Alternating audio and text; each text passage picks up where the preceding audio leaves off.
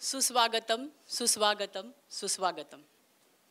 मी doctor सौ प्रज्ञा राजे Bahadur, IQAC coordinator Joshi Bedekar महाविद्यालय, आपणा सर्वांचे डॉक्टर वाना बेडेकर स्मृती व्याख्यानमालेत येथे उपस्थित सर्व मान्यवर, विद्यार्थी, प्राध्यापक या सर्वांचे सहर्ष स्वागत करते। या महाव्याख्यानमालेचे हे 42वे पुष्प।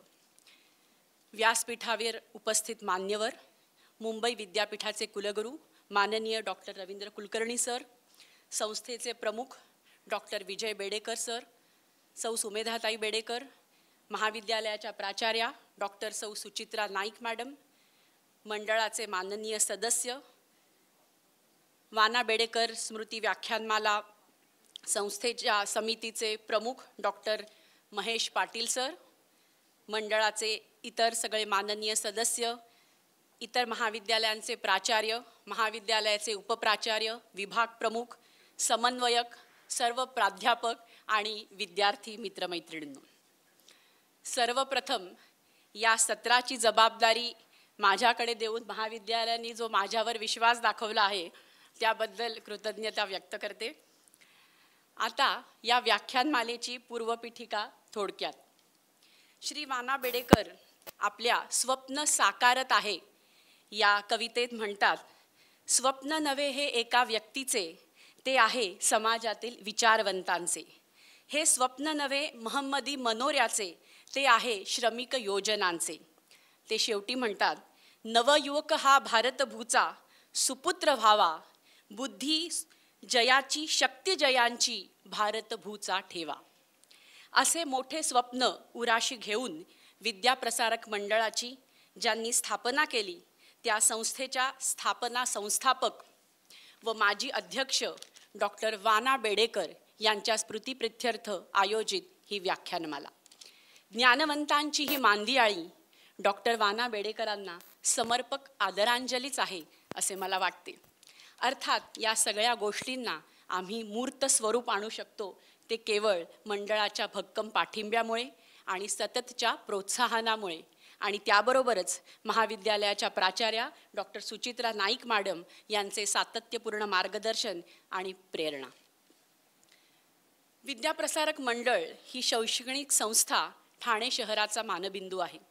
आधुनिक जगात जसे IT हब हे त्या शहराचे USP असतात, असे एज्युकेशन हब म्हणून विद्याप्रसारक मंडळ संस्थेची ओळख आहे। विद्याप्रसारक मंडळ या संस्थेची स्थापना संस्थापक व माजी अध्यक्ष डॉक्टर वाना बेडेकर यांनी केली। 5 दशकांच्या अथक प्रयत्नांतून छोट्याशा रोपट्याचे आज एका महान शाखांच्या वटवृक्षात रूपांतर झालेले दिसते। पेशाने डॉक्टर असलेले स्वर्गीय डॉक्टर वाना बेडेकर सामाजिक बांधिलकी जपणारे होते। ठाण्यातील मुलांना शिक्षणासाठी बाहेर जावे लागू नये या उदात्त हेतूने त्यांनी विविध शैक्षणिक संस्थांची स्थापना केली। संपूर्ण समाज सुसंस्कृत करणे हे त्यांचे ध्येय होते। त्यासाठी त्यांनी अविरत प्रयत्न केले। डॉक्टर वाना बेडेकर सरांना श्रद्धांजली म्हणून त्यांच्या जन्मशताब्दी वर्षाचे औचित्य साधून जोशी बेडेकर महाविद्यालयाने 2016 पासून या स्मृती व्याख्यानमालेची सुरुवात केली। सुसंस्कृत समाज निर्माण करण्याच्या ध्येयाने भारावलेल्या डॉक्टर वाना बेडेकर यांनी अखंड कार्य केले। त्यांच्या कार्यात अनेक सुजाण ठाणेकरांचे विविध अंगांनी सहकार्य लाभले। बेडेकर कुटुंबाची दुसरी व तिसरी पिढी देखील तितक्याच हिरहिरीने हे कार्य पुढे नेत आहे। विद्यमान अध्यक्ष डॉक्टर विजय बेडेकर यांच्या द्रष्ट्या नेतृत्वाखाली सर्व शैक्षणिक संस्था प्रगतीपथावर चालत आहेत। डॉक्टर वाना बेडेकर स्मृती व्याख्यानमालेच्या निमित्ताने महाविद्यालयात विविध क्षेत्रातील मान्यवरांची व्याख्याने झाली। डॉक्टर अनिल अवचट, लेखिका माधवी घारपुरे, संपादक गिरीश कुबेर, माजी पोलीस आयुक्त डॉक्टर शिवानंदन, पत्रकार रमेश झवर, डॉक्टर शुभदा जोशी, पुरातत्व संशोधक Anita Agashe, doctor Santosh Dastane, doctor Prabhakar Apte, Raju Parulekar, doctor Deepak Tilak, सामाजिक कार्यकर्ता Neelima Mishra, Chandrashekhar Tilak, doctor Bharat Vatwani, doctor Ganesh Devi, doctor Prakash Amte, doctor Mandakini Amte, Padmashri Sudharak Olwe, Padmashri Rahibai पोफेरे, Padmashri Padmaja फेणाणीकर Joglekar, अशी कितीतरी नावं, अजूनही खूप मोठी लिस्ट आहे। आणि या सगळ्या मान्यवर मंडळींनी इथे व्याख्यान पुष्पे आजवर गुंफली आहेत. सामाजिक, साहित्यिक, सांस्कृतिक अशा सर्व अंगांना स्पर्श करणारी ही व्याख्यानमाला वर्षगणिक गुणवंतांच्या वैचारिक योगदानाने अधिकाधिक समृद्ध होत आहे असं मला वाटतं. याची धुरा महाविद्यालयाच्या प्राचार्यांच्या मार्गदर्शनानुसार सांभाळणारे महाविद्यालयाचे उपप्राचार्य डॉक्टर महेश पाटील सर यांचे विशेष अभिनंदन. यानंतर आपण कार्यक्रमाच्या पुढच्या सत्राकडे वळूया, अर्थात मान्यवरांचे स्वागत. महाविद्यालयाच्या प्राचार्या डॉक्टर सुचित्रा नाईक मॅडम यांना मी विनंती करते त्यांनी माननीय कुलगुरू डॉक्टर रवींद्र कुलकर्णी सर स्वागत करावे.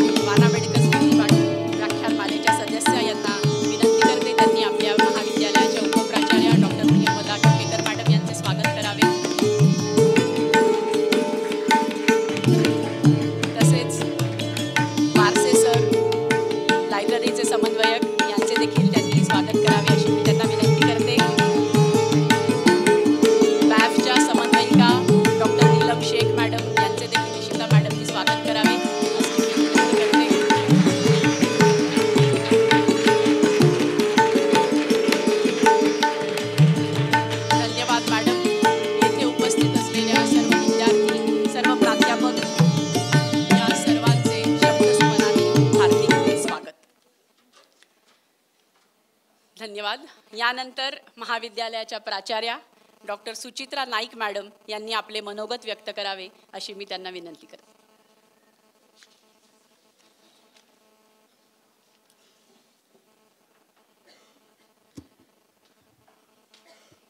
आजचे आपले प्रमुख वक्ते honourable vice chancellor university of Mumbai doctor Ravindra Kulkarni, आपले कार्याध्यक्ष डॉक्टर विजय बेडेकर, तसेच ह्या उपक्रमाचे प्रमुख डॉक्टर महेश पाटील, इथे उपस्थित असलेले सर्व मान्यवर आणि माझ्या प्रिय विद्यार्थी मित्रमैत्रिणींनो, माझे प्रिय सहकाऱ्यांनो, तुम्हाला सगळ्यांना नमस्कार. नमस्कार. मॅडमनी खरं म्हणजे इतकी सुंदर पूर्वपीठिका सादर केलेली आहे की मला पुन्हा नव्याने त्याविषयी काही बोलावं असं खरं म्हणजे उरलं नाही आहे. फक्त 2 मुद्दे इथे ठेवू इच्छिते. पहिलं म्हणजे स्वप्न साकारत आहे हे जे काही बॅटन आपल्याला आधीच्या पिढीकडनं आलेलं आहे ते आपण पुढे नेतोय आणि अपरिहार्यपणे मला इथे भगवद्गीता आठवते जी सांगते योगः कर्मसु कौशलम. म्हणजे किती उत्तम प्रकारे तुम्ही स्वतः जगता आणि किती उत्तम प्रकारे दुसऱ्याशी जोडून घेता. आत्ताच कोर्स कोऑर्डिनेटर मॅडमसाठी तुम्ही सगळ्यांनी एवढ्या छान टाळ्या वाजवल्या, त्याबरोबर सरांच्यातला टीचर तुमच्याशी जोडला गेला. हे जे जोडलं जाणं आहे ना, हे सगळ्या ह्या उपक्रमांच्या मुळाशी आहे. हे कधीही विसरू नका. आपण दुसऱ्याशी जोडलं जाणं तोच खरा योग. कारण योग हा मूळ युज आणि युज म्हणजे जोडलं जाणं. आपण सगळ्यांनी जोडले गेलो तर आपोआपच आपण ईश्वराशी जोडले जातो असं मला वाटतं. त्यामुळे योग हा कर्मसु कौशलम. सर, मला जाता जाता 2-3 गोष्टी फक्त तुम्हाला सांगाव्याशा वाटतात. परवाच नॅशनल कॉन्फरन्स झाली. संगीता मोहंती मॅडम मला दिसल्या होत्या आत्ताच कुठेतरी. येस सर, अतिशय वाखाणली गेली आणि खादी IKSच्या परिप्रेक्षात कसं पुढे नेता येईल ह्याविषयी राष्ट्रीय पातळीवरचं चर्निंग झालं. म्हणजे योग हा कर्मसु कौशलम मधलंच ते एक मला असं वाटतं की ती एक नवीन सुरुवात होती. आमच्या 2 सहकाऱ्यांना कालच डॉक्टर महेश पाटलांना अवॉर्ड मिळालेला आहे आणि आमचे अजून एक सहकारी डॉक्टर जंगले, त्यांची 5 कवितांची, जरी त्यांचा मूळ विभाग इकॉनॉमिक्स आहे, इकॉनॉमिक्स एवढं काव्यात्मक असू शकतं, हे 5 त्यांची कवितांची पुस्तकं श्रेष्ठींच्या हस्ते प्रकाशित झाली.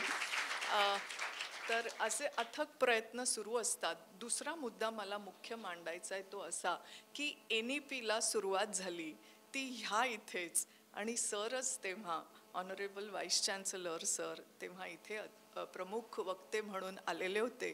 मला आज एक वर्तुळ पूर्ण झाल्यासारखं वाटतं. सर, आज परिस्थिती अशी आहे की जी मुलं आधीच्या ह्याच्यात आहेत ती ह्या मुलांना म्हणतात अरे अरे वी मिस्ड NEP. इतकं NEP ह्या सगळ्यांच्या अंगी, शिक्षकांच्या आणि विद्यार्थ्यांच्या अंगी बांधलेलं आहे. आणि त्याचं एक महत्त्वाचं कारण म्हणजे सरांचा रिपोर्ट. म्हणजे ज्याला आपण काय म्हणू की मॅन्युअल ऑफ NEP असं म्हणता येईल, तशा पद्धतीने सरांचा तो रिपोर्ट आहे.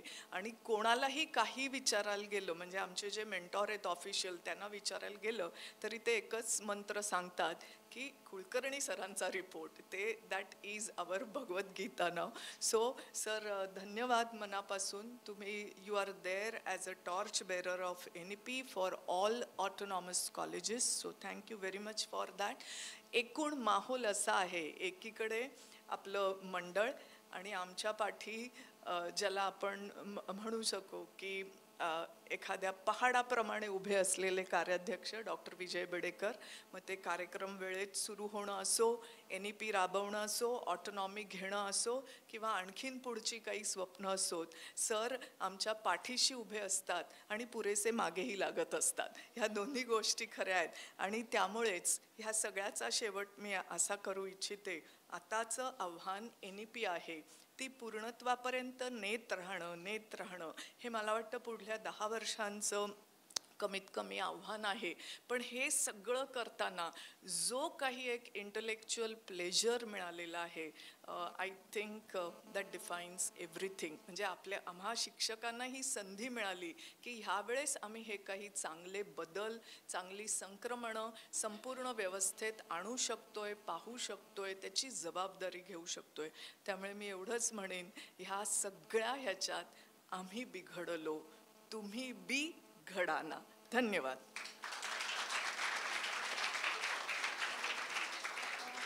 धन्यवाद मॅडम. मॅडमनी या वैचारिक मंथनाच्या सत्राची सुरुवातीची पायरोवणी केली आहे असं मी म्हणेन. यानंतर मी विद्याप्रसारक मंडळाचे अध्यक्ष डॉक्टर विजय बेडेकर सर यांना विनंती करते, त्यांनी या व्याख्यानमालेत शुभेच्छा व शुभाशीर्वाद द्यावेत.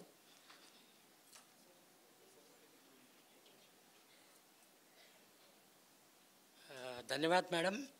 दोनच शब्द. ही व्याख्यानं हे एक प्रबोधनाचं साधन असतं आणि विद्याप्रसारक मंडळातर्फे अशी अनेक व्याख्यानं पूर्वी आयोजित केली गेली. माझी विद्यार्थ्यांना विनंती आहे, भारत हा 2 नंबरचा देश आहे लोकसंख्येमध्ये, पण ज्याला intellectual contribution to the world economy म्हणा, कशालाही म्हणा, आपण फार खालच्या क्रमांकाला आहोत. आणि ही जबाबदारी आणि आव्हान तुम्हालाच पेलायचं आहे.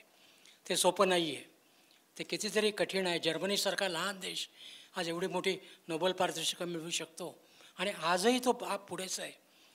तेव्हा हे आव्हान तुम्ही स्वीकारा. तुम्हाला काही ना काहीतरी स्वतंत्रपणे करायचं आहे, कॉपी करायची नाही आहे.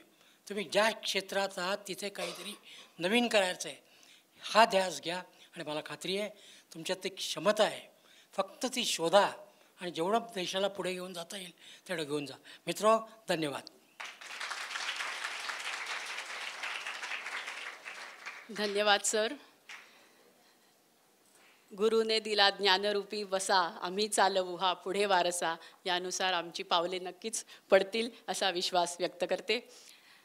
यानंतरचा पुढचा या कार्यक्रमातला भाग, ज्याच्यासाठी आपण सगळे येथे जमलेलो आहोत, आपल्या प्रमुख पाहुणे, आपले प्रमुख व्यक्ते, मुंबई विद्यापीठाचे कुलगुरू डॉक्टर रवींद्र कुलकर्णी सर यांचा परिचय.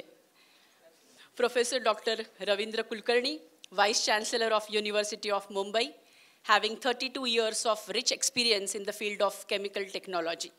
Before joining as Vice Chancellor, he served as Pro-Vice Chancellor at the University of Mumbai, Head and Senior Professor at the Institute of Chemical Technology, Matunga, Mumbai, and Professor Director, UICT, North Maharashtra University, Jalgaon. His research statistics covers PhD guidance, peer-reviewed publications, patents, book chapters, projects, consultancy, infrastructure projects, and so on. He has received various prestigious awards and recognitions, such as Professor J.G. Kane Memorial Award, Fellow of Maharashtra Academy of Science, elected Life Fellow of Indian Chemical Society. He is working on various consultancy assignments for renowned industries in India and abroad, widely travel in US, European, and Asian countries for various conference presentations and professional collaborations.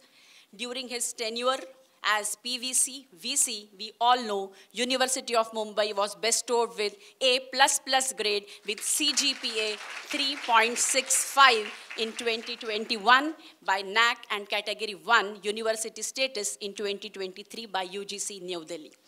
Professor Kulkarni was entrusted with responsibilities, visitor nominee for faculty at IIT, many NITs, chancellor nominee for selection of statutory officers in state university, and expert on central and state government committees, chairperson member in search cum selection committee for selection of vice chancellor in universities. Professor Kulkarni served as the chairman of the committee for the design of 4-year multidisciplinary degree and dual degree program in line with NEP 2020, Higher and Technical Education Department, Government of Maharashtra. As just now Madam mentioned, he is working as a member of Maharashtra State NEP Implementation Steering Committee, Government of Maharashtra, and chairperson of the UGC Western Zonal Committee for implementation of NEP. He is also the member of Council of Inter-University for Astronomy and Astrophysics, NAC, Governing Board of INFLIBNET, and so on. विद्या ददाति विनयम, विद्या विनयेन शोभते. या उक्तीला चपखल असेच सरांचे व्यक्तिमत्व आहे आणि सरांबद्दल आपण अधिक जाणून घेणार आहोत त्यांच्या मुलाखतीतून. सर, वाना बेडेकर स्मृती व्याख्यानमाला पुष्प 42 यामध्ये आपले पुनश्च स्वागत करते. खरं तर आपल्यासारख्या एवढ्या मोठ्या व्यक्तिमत्वाबरोबर तेवढ्याच मोठ्या व्यासपीठावरून संवाद साधणे ही माझ्यासाठीची एक परीक्षाच आहे असं मला वाटतं. पण नेहमी जसं तुम्ही सगळ्या महाविद्यालयांना आणि आम्हाला सांभाळून घेता तसंच मलाही घ्याल असा मला विश्वास वाटतो. आणि तुमची जर परवानगी असेल तर आपण मुलाखतीला सुरुवात करूया. अर्थात पहिलाच प्रश्न, ज्याची आत्ता आपण बरीच चर्चा झाली, ज्या विषयाची बरीच चर्चा झाली, जो आपल्या सगळ्यांचा जिव्हाळ्याचा आणि उत्सुकतेचा विषय आहे, अर्थात NEP. आम्हा सर्व शिक्षण क्षेत्रातल्या जाणकारांना किंवा प्राध्यापकांना आपण NEP स्टिअरिंग कमिटीवर आहात हे माहिती आहे. आपला राष्ट्रीय शैक्षणिक धोरणावरचा अहवाल जो आपण तयार केला तो राज्य सरकारने स्वीकारला आणि ही NEP प्रभावीरित्या राबवण्यासाठी आम्हा सर्व महाविद्यालयांना तो अतिशय उपयुक्त पडत आहे हेही आम्ही बघतो आहोत. तर सर, आपला याविषयीचा अनुभव थोडक्यात कथन करा.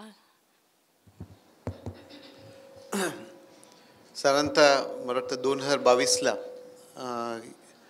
NEP च्या संदर्भात वेगळे कार्यगट करावे आणि त्या कार्यगटाच्या माध्यमातून महाराष्ट्र राज्याला NEPच्या अँगलनी कशी दिशा देता येईल असा तो विचार झाला होता.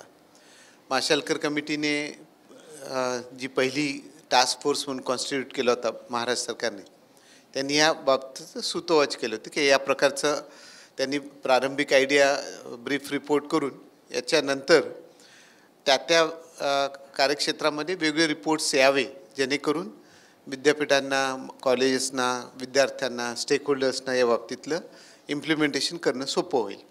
त्याप्रमाणे तो माझ्या अध्यक्षतेखाली तो एक कार्यगट उभा केला गेला, ज्याच्यामध्ये प्रायमरीली आमच्या कमिटीचं जे टार्गेट्स दिलेले होते की एक म्हणजे करिक्युलर फ्रेमवर्क जो खरा बदलणार होता असा असावा की जो NEPची जी काही फिलॉसॉफी आहे, लॉजिक आहे, जे एक्सपेक्टेशन्स आहेत ते सगळे त्याच्यात त्या करिक्युलर फ्रेमवर्कमध्ये प्रतिबिंबित व्हावे असा पहिला ऑब्जेक्टिव्ह होता. आणि त्या अनुषंगाने जे काही वेगवेगळे ॲडिशनल एक्सपेक्टेशन्स आहेत NEPमध्ये की ड्युएल जॉईंट ट्विनिंग डिग्री असेल किंवा ॲसेसमेंटचं प्रोफाईल असेल, विद्यार्थ्यांचं ॲसेसमेंट कसं असावं किंवा ग्लोबलायझेशन ऑफ हायर एज्युकेशन, आणि हे करताना विद्यापीठ आणि महाविद्यालयांना काय काय चॅलेंजेस असू शकतील आणि त्या चॅलेंजेसच्या अनुषंगाने काही की रिझल्ट एरियाज KRAs कसे असावेत असा तो साधारणतः पार्ट होता.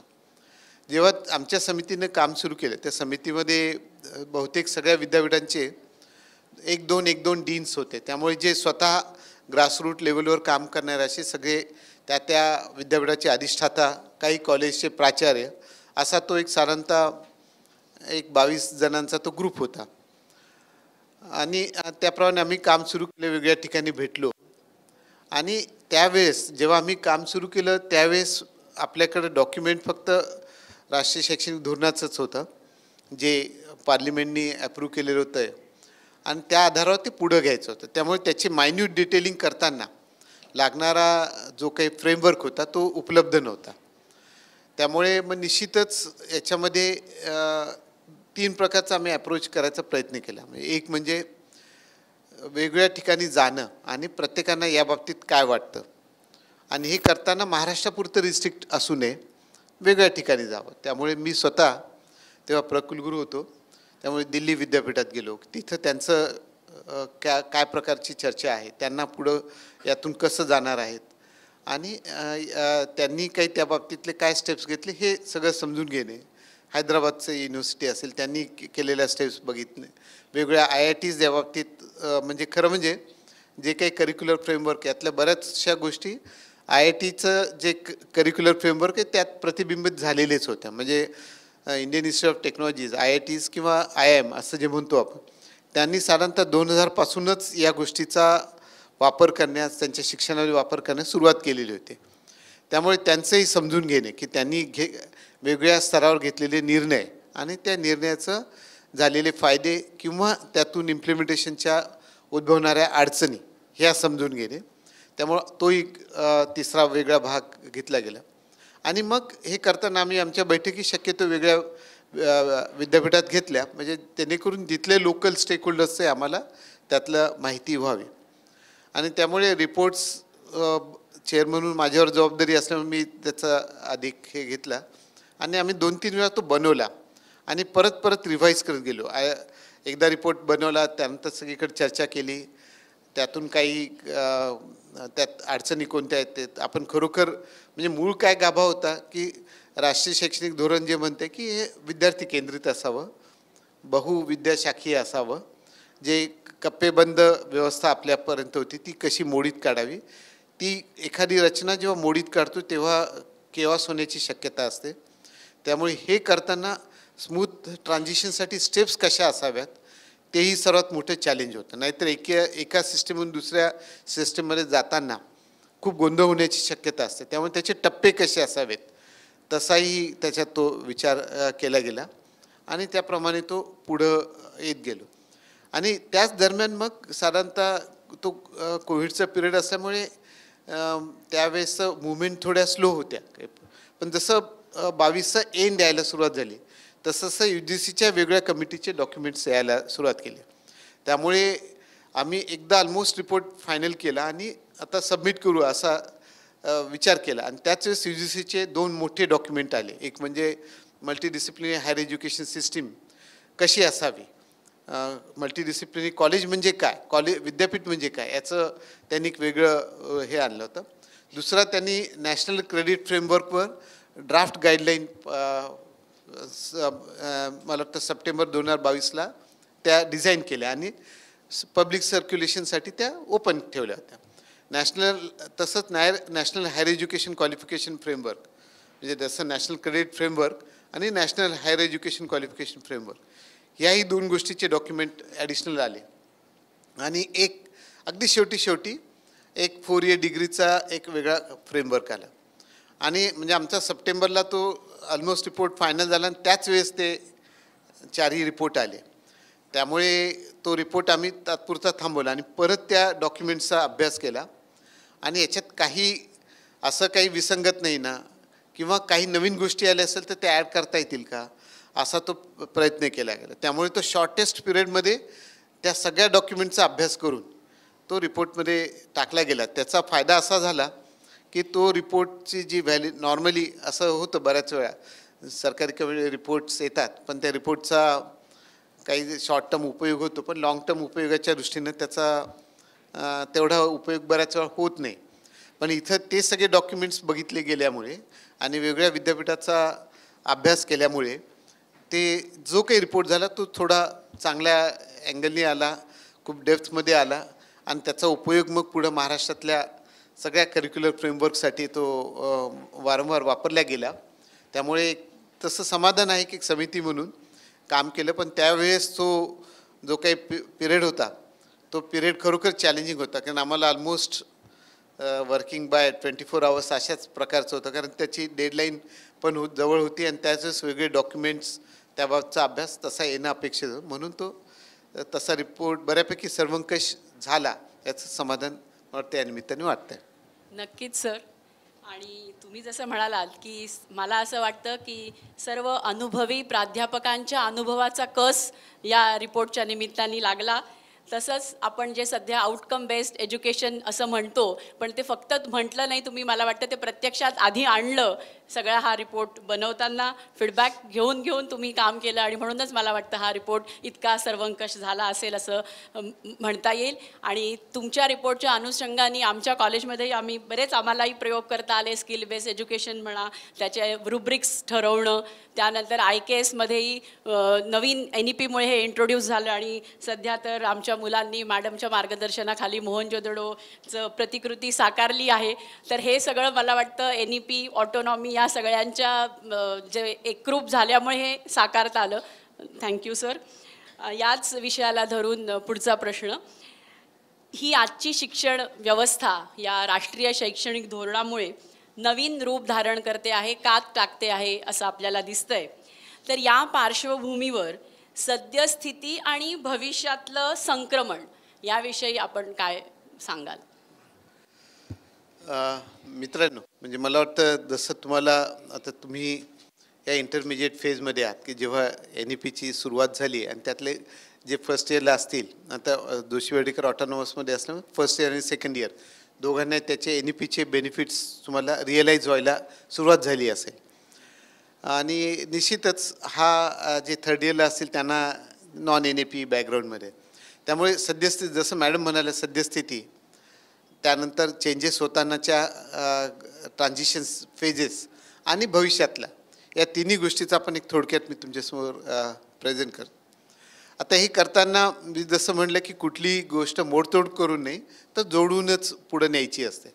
त्यामुळे एक्झिस्टिंग सिस्टीममध्ये पुढं नेताना आपल्याला त्याचे बेनिफिट्स तर पर्क्युलेट करायचेच, पण त्याचे सगळे जे NEPने सांगितलेला फिलॉसॉफिकल पार्ट तो पण आला पाहिजे, असा निश्चित त्याच्यात होतं.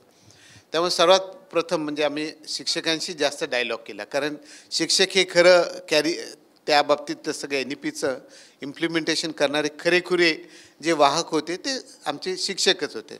त्यामुळे ह्या शिक्षकांशी खूप चांगला संवाद झाला, वेगळे वर्कशॉप्सही केले, त्यातून ते पुढं शिक्षकांची त्यातून सपोर्ट सिस्टीम झाली आणि त्या शिक्षकांमधून मग पुढं आम्हाला इम्प्लिमेंटेशन करणं सोपं झालं. म्हणजे त्या बाबतीत मला हरकत नाही की म्हणायला की खरेखुरे श्रेय तर शिक्षक आणि विद्यार्थी यांनाच द्यावं लागेल की मुंबई विद्यापीठात NEPचं इम्प्लिमेंटेशन करताना शिक्षकांनी फारशा कुठेही अडचणी उभ्या नाही केल्या असतील तर त्यांनी स्वतः सोडवल्या. त्यामुळे त्या दोघा शिक्षक आणि विद्यार्थ्यांचं प्रथम मी आभार मानतो.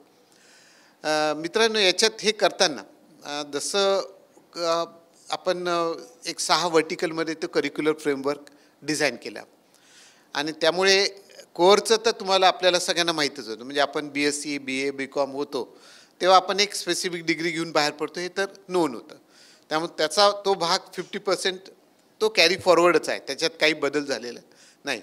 फक्त आपण ते करताना की जो काही BSc फिजिक्स असेल किंवा BA हिस्ट्रीचं असेल, BA इकॉनॉमिक्स असेल, BComचं असेल, तर त्यांना हे शिकत असताना त्याच्या कोर सब्जेक्टचं जे काही एम्प्लॉयबिलिटीच्या अँगलनी लागणारं नॉलेज, स्किल्स आणि त्या बाबतीतले ॲप्रोच हे यावे अशी ती व्यवस्था त्या करिक्युलर फ्रेमवर्कमध्ये करण्याचा प्रयत्न केला आहे, जो मूळ NEPनं सांगितलेला आहे.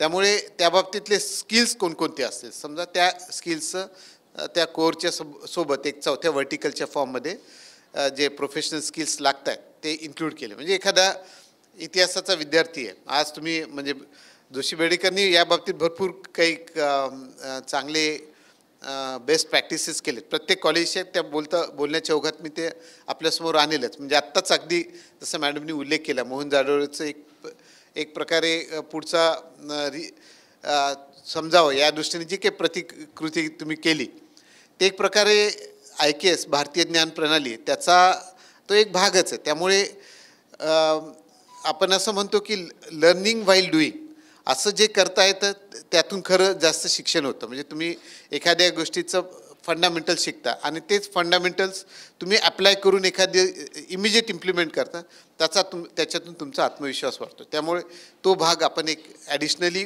फोकस व्हावा या प्रकारे प्रयत्न केला.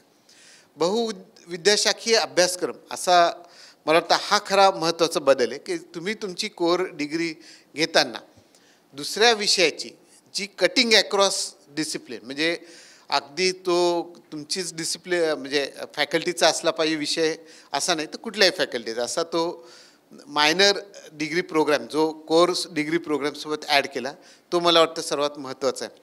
आणि त्यातून तुम्हाला जे दुसऱ्या डिसिप्लिनचे विषय तुम्ही शिकता आहात तुमच्या कोर विषयाव्यतिरिक्त, त्यामुळे त्याचा एक प्रकारे क्रिटिकल थिंकिंग आणि क्रिएटिव्ह एबिलिटीज याचा जो संगम लागतो तो संगम त्या कोर आणि मायनरच्या कॉम्बिनेशनमधून होताना आपण प्रयत्न केला.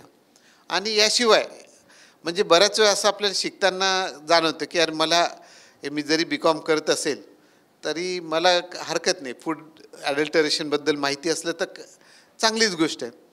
ते माहिती करण्याच्या दृष्टीनं काय मेकॅनिझम आहे तर शिकणं हा एक पार्ट, एक एक्स्ट्रा वाचन करणं हा एक प्रकार आहे, किंवा दुसरा प्रकार म्हणजे मला त्या करिक्युलममध्येच त्याचं अंतर्भूत करून त्यातून मला शिकण्याचं एक साधन उपलब्ध करून द्या. म्हणून ओपन इलेक्टिव्ह हा जो वर्टिकल त्यामध्ये ॲड केला आहे तो याच अँगलने की मला जे वाटतंय मला डिग्री घ्यायची आहे त्यासोबत मी एक ॲडिशनल सब्जेक्ट वेगळा जो माझ्या करिअरच्या अँगलनी मला सपोर्टिव्ह होतो आहे किंवा माझ्या थिंकिंग ॲबिलिटीजमध्ये त्याचा वाढ होते या अँगलनी मी सिलेक्ट केला. पण तिसरा जो आहे की मला एक माझी कुतूहल आहे, माझ्या आजूबाजूला खूप काही घटना घडतात, त्या सगळ्याच घटना माझ्या कोर्सशी संबंधित असं नाही. म्हणजे मी कॉमर्सचा आहे आणि मला फूड ॲडल्टरेशनबद्दल नॅचरली तो सायन्सचा विषय आहे, तुम्हाला सहज माहिती करून घ्यायचं तर कसं आहे, तर तो ओपन इलेक्टिव्हचा पार्ट. सायन्सचा विद्यार्थी उलटा, म्हणजे तुम्ही बरेचसे कॉमर्सचे विद्यार्थी येतात, तुम्हाला बँकिंग माहीत असतं, फायनान्शियल लिटरसी तुमच्या बाबतीत खूप चांगली असते. पण ते सायन्सच्या विद्यार्थ्याला किंवा आर्ट्सच्या विद्यार्थ्याला विचारलं की अरे फायनान्शियल लिटरसी, इन्कम टॅक्स कसा कॅल्क्युलेट करायचा, अगदी सिम्पलर वे, किंवा हे शेअर मार्केट्स कसे चढ उतार होत असतात, हे जर सायन्सच्या आणि आर्ट्सच्या मुलांना आजूबाजूला तर दिसतं सेन्सेक्स खालीवर होतं, पण त्या बाबतीतली माहिती होत नाही, ती फक्त कॉमर्सच्या विद्यार्थ्याला. तर मग सायन्स आणि आर्ट्सच्या विद्यार्थ्यांनी तसे विषय दुजबी स्वरूपात माहिती करून घेणे ओपन इलेक्टिव्ह हा एक आपण एक वेगळा त्याच्यात माध्यम आणलं. तर त्यामुळे हे बदल जे होत आहेत, त्यामुळे इथला जो विद्यार्थी बाहेर पडणार आहे तो बहुश्रुत असेल असं आपण अपेक्षा करतो. आणि त्याचसोबतच तुम्हाला जे काही बोलायचं म्हणजे जे काही शिकतात ते तुम्हाला प्रभावीपणे मांडता आलं पाहिजे, हा एक सर्वात महत्त्वाचा. बऱ्याच वेळा होतं असं की इंडस्ट्रीमध्ये टॉपर म्हणून खूप त्याचं ॲकॅडमिक बॅकग्राऊंड खूप स्ट्रॉंग असतं आणि मार्क्सच्या आधारावर तो सिलेक्ट होतो, आणि बऱ्याच वेळा मग तिथं जेव्हा काम करताना लक्षात त्याला बोलताना खूप अडचणी येत आहेत, टेक्निकल रिपोर्टसुद्धा तुम्हाला प्रेझेंट करायचे असतात. बऱ्याच वेळा कम्युनिकेशन स्किल नसल्यामुळे रिटर्न किंवा वर्बल, त्यामुळे बरेचसे चांगले विद्यार्थी फेल झालेले मी जवळून बघितले. एक शिक्षक म्हणून, मी केमिकल टेक्नॉलॉजी शिक्षक असल्यामुळे मला माझे जे विद्यार्थी जेव्हा प्लेस होतात तेव्हा त्यांचं मी ऑब्झर्व करत, तर काही हुशार मुलं कंप्लीट फेल गेलेले दिसले. तर कारण का की करतात चांगलं, पण त्यांचं जे काही प्रेझेंट करण्याची ते एबिलिटीज नव्हती. त्यामुळे आपण तो एबिलिटी एनहान्समेंट आणला, एक चांगला सिटिझन होऊन व्हॅल्यू एज्युकेशन आणला. आणि यासोबत म्हणजे बऱ्याच वेळा लक्षात येतं तुम्ही चांगले खेळाडू असता, चांगले कलागुण तुमच्यात असतात, पण तुमचा अभ्यासाचा मारा एवढा असतो की त्या अभ्यासा मारामध्ये असं बऱ्याच वेळा होतं. मी पालक आणि विद्यार्थी या दोघांच्याही दृष्टीने, अरे नेहमी माझा हा विषय जर वाचला तर माझे आज 72% तर 74% होतील, तेवढा मला पुढं करता येईल, त्यामुळे जरी मला व्हायोलिन चांगलं वाजवता येत असलं तर मी दुर्लक्ष करतो. आता हे आवश्यक आहे, हे कलागुण आपल्या जीवनाच्या दृष्टीने खूप आवश्यक आहे. तर त्या दृष्टीने हे कलागुण असतील, खेळ असतील, NSS असतील, NCC हे मला आवश्यक आहेत. तर ते केवळ पूर्वी करिक्युलमच्या बाहेर असल्यामुळे तो तेवढ्या दृष्टीने त्याकडे लक्ष देता येत नव्हतं. त्यामुळे तो सेपरेट व्हर्टिकल त्या अँगलने आला की ठीक आहे, तुम्हाला खेळ करता आवडतायत ना, मग तुम्हाला खेळासाठी तेवढा सेपरेट वेळ तुमच्या करिक्युलममध्येच दिला आहे, त्यामुळे तुम्हाला त्या दृष्टीनं कॉन्सन्ट्रेट तिकडेही करता येईल, तुमच्या अभ्यासावरही करता येईल, असा एक विन विन सिच्युएशन करण्याचा तो प्रयत्न केला. आता याचं हे सद्यस्थिती आपण हळूहळू पुढे होतो. याच्या भविष्यातले काय गोष्टी एक अगदी थोडक्यात सांगतो. म्हणजे जसं आता पुढं जाईल आणि 4 वर्षात आम्ही फर्स्ट इयर सेकंड इयर आलो, मग थर्ड इयर, यातून आमच्याही काही अनुभवातून काही गोष्टी नवीन आम्हाला कळत आहेत, त्यातून आम्ही बदल करत जाणार आहोत. आणि पुढं एक तो 4 वर्षाचा जो अभ्यासक्रम आहे तो परिपूर्ण कसा होईल या दृष्टीने प्रयत्न कर. दर प्रत्येक स्टेक होल्डर रिस्पॉन्स यातले 2 गोष्टी कशा भविष्यातल्या येणार आहेत. म्हणजे मी कालच जळगावून आलो आणि तिथल्या प्राध्यापकांशी बोलत होतो. त्यातले ते काय ते शॉर्ट टर्म जे काही प्रॉब्लेम्स आहे ते मांडत होते. मी त्यांना म्हटलं तुम्ही शॉर्ट टर्म प्रॉब्लेम्स आहेत तर ते आपण सॉल्व्ह करतोय पॅरलली, त्याला अडचण नाही. तुम्ही लॉंग टर्म विचार केला आहे का या गोष्टीचा? जेव्हा विद्यार्थ्यांना आम्ही फ्लेक्झिबिलिटी दिली आहे, पूर्वी काय होतं, तुम्ही जेव्हा म्हणजे थर्ड इयरच्या मुलांना असतील त्यांना जो काय अभ्यासक्रम दिला आहे तो कंपल्सरी होता. त्याला जर वाटलं की मला काही शिकायचं दुसरं तर ती परवानगी नव्हती. आम्ही रिजिड होतो आणि आम्ही एकमेका डिसिप्लिनमध्ये पण जाऊ देत नव्हतो, इतकं आम्ही रिजिडिटी होतं.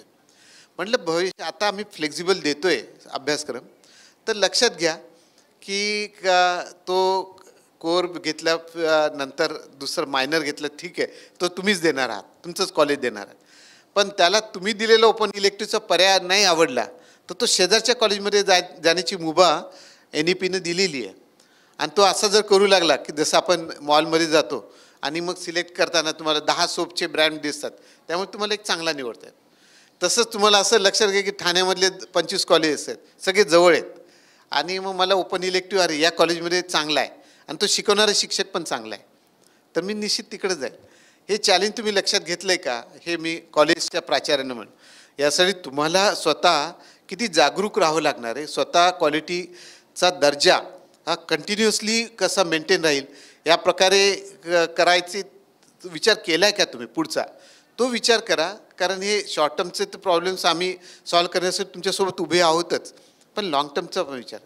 शिक्षकांशी बोलताना मी ते सांगितलं की जसं डॉक्टर विजय बेडेकर सरांनी सांगितलं की इंटेलेक्च्युअल जो भाग आहे त्या बाबतीत आपण जरा मागे आहोत. विद्यार्थ्याची बौद्धिक जी भूक आहे ती शिक्षक म्हणून आम्ही पुरेशी करतोय का, हा शिक्षकांना विचार करण्याचा निश्चित भाग. म्हणजे एखाद्या वेळेस असा समजा मी विषय एखादा माझा केमिस्ट्री म्हणून आपण विषय घेऊ जो तुम्हाला इझी नाही, तर केमिस्ट्री मी शिकवतोय आणि तोच विषय शिकवणारा, तोच रिॲक्शन मेकॅनिझम म्हणून त्यात जो पेपर मी शिकवतो तोच शिकवणारा दुसऱ्या इन्स्टिट्यूटमध्ये दुसरा प्राध्यापक. नॅचरली या दोघांमध्ये स्पर्धा आहे की माझा विषय मी किती चांगला शिकवतोय आणि किती तो विद्यार्थ्यांपर्यंत पोहोचवतोय.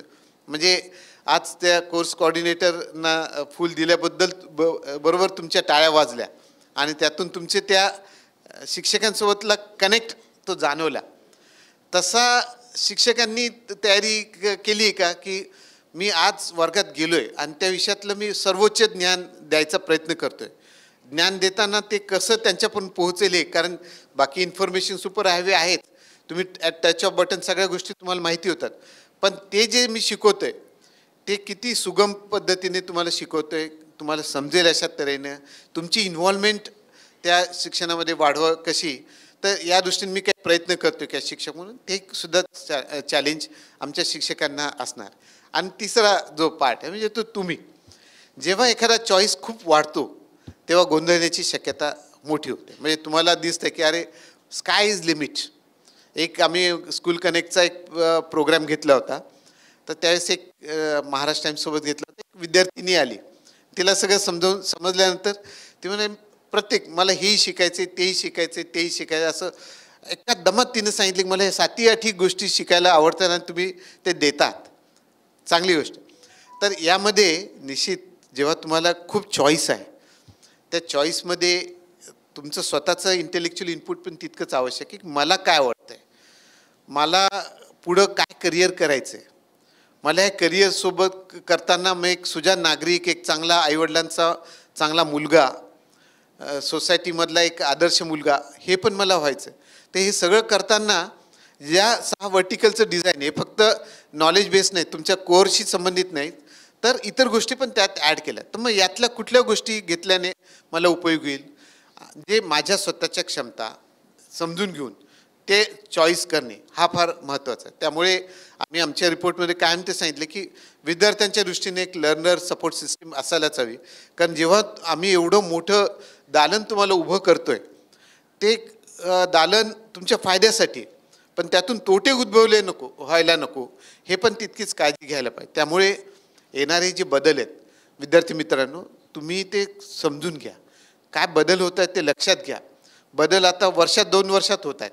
पूर्वी आमच्या पिढीमध्ये ते बदल 25-25 वर्षानंतर व्हायचे, आता ते 2-3 वर्षात दिसतात.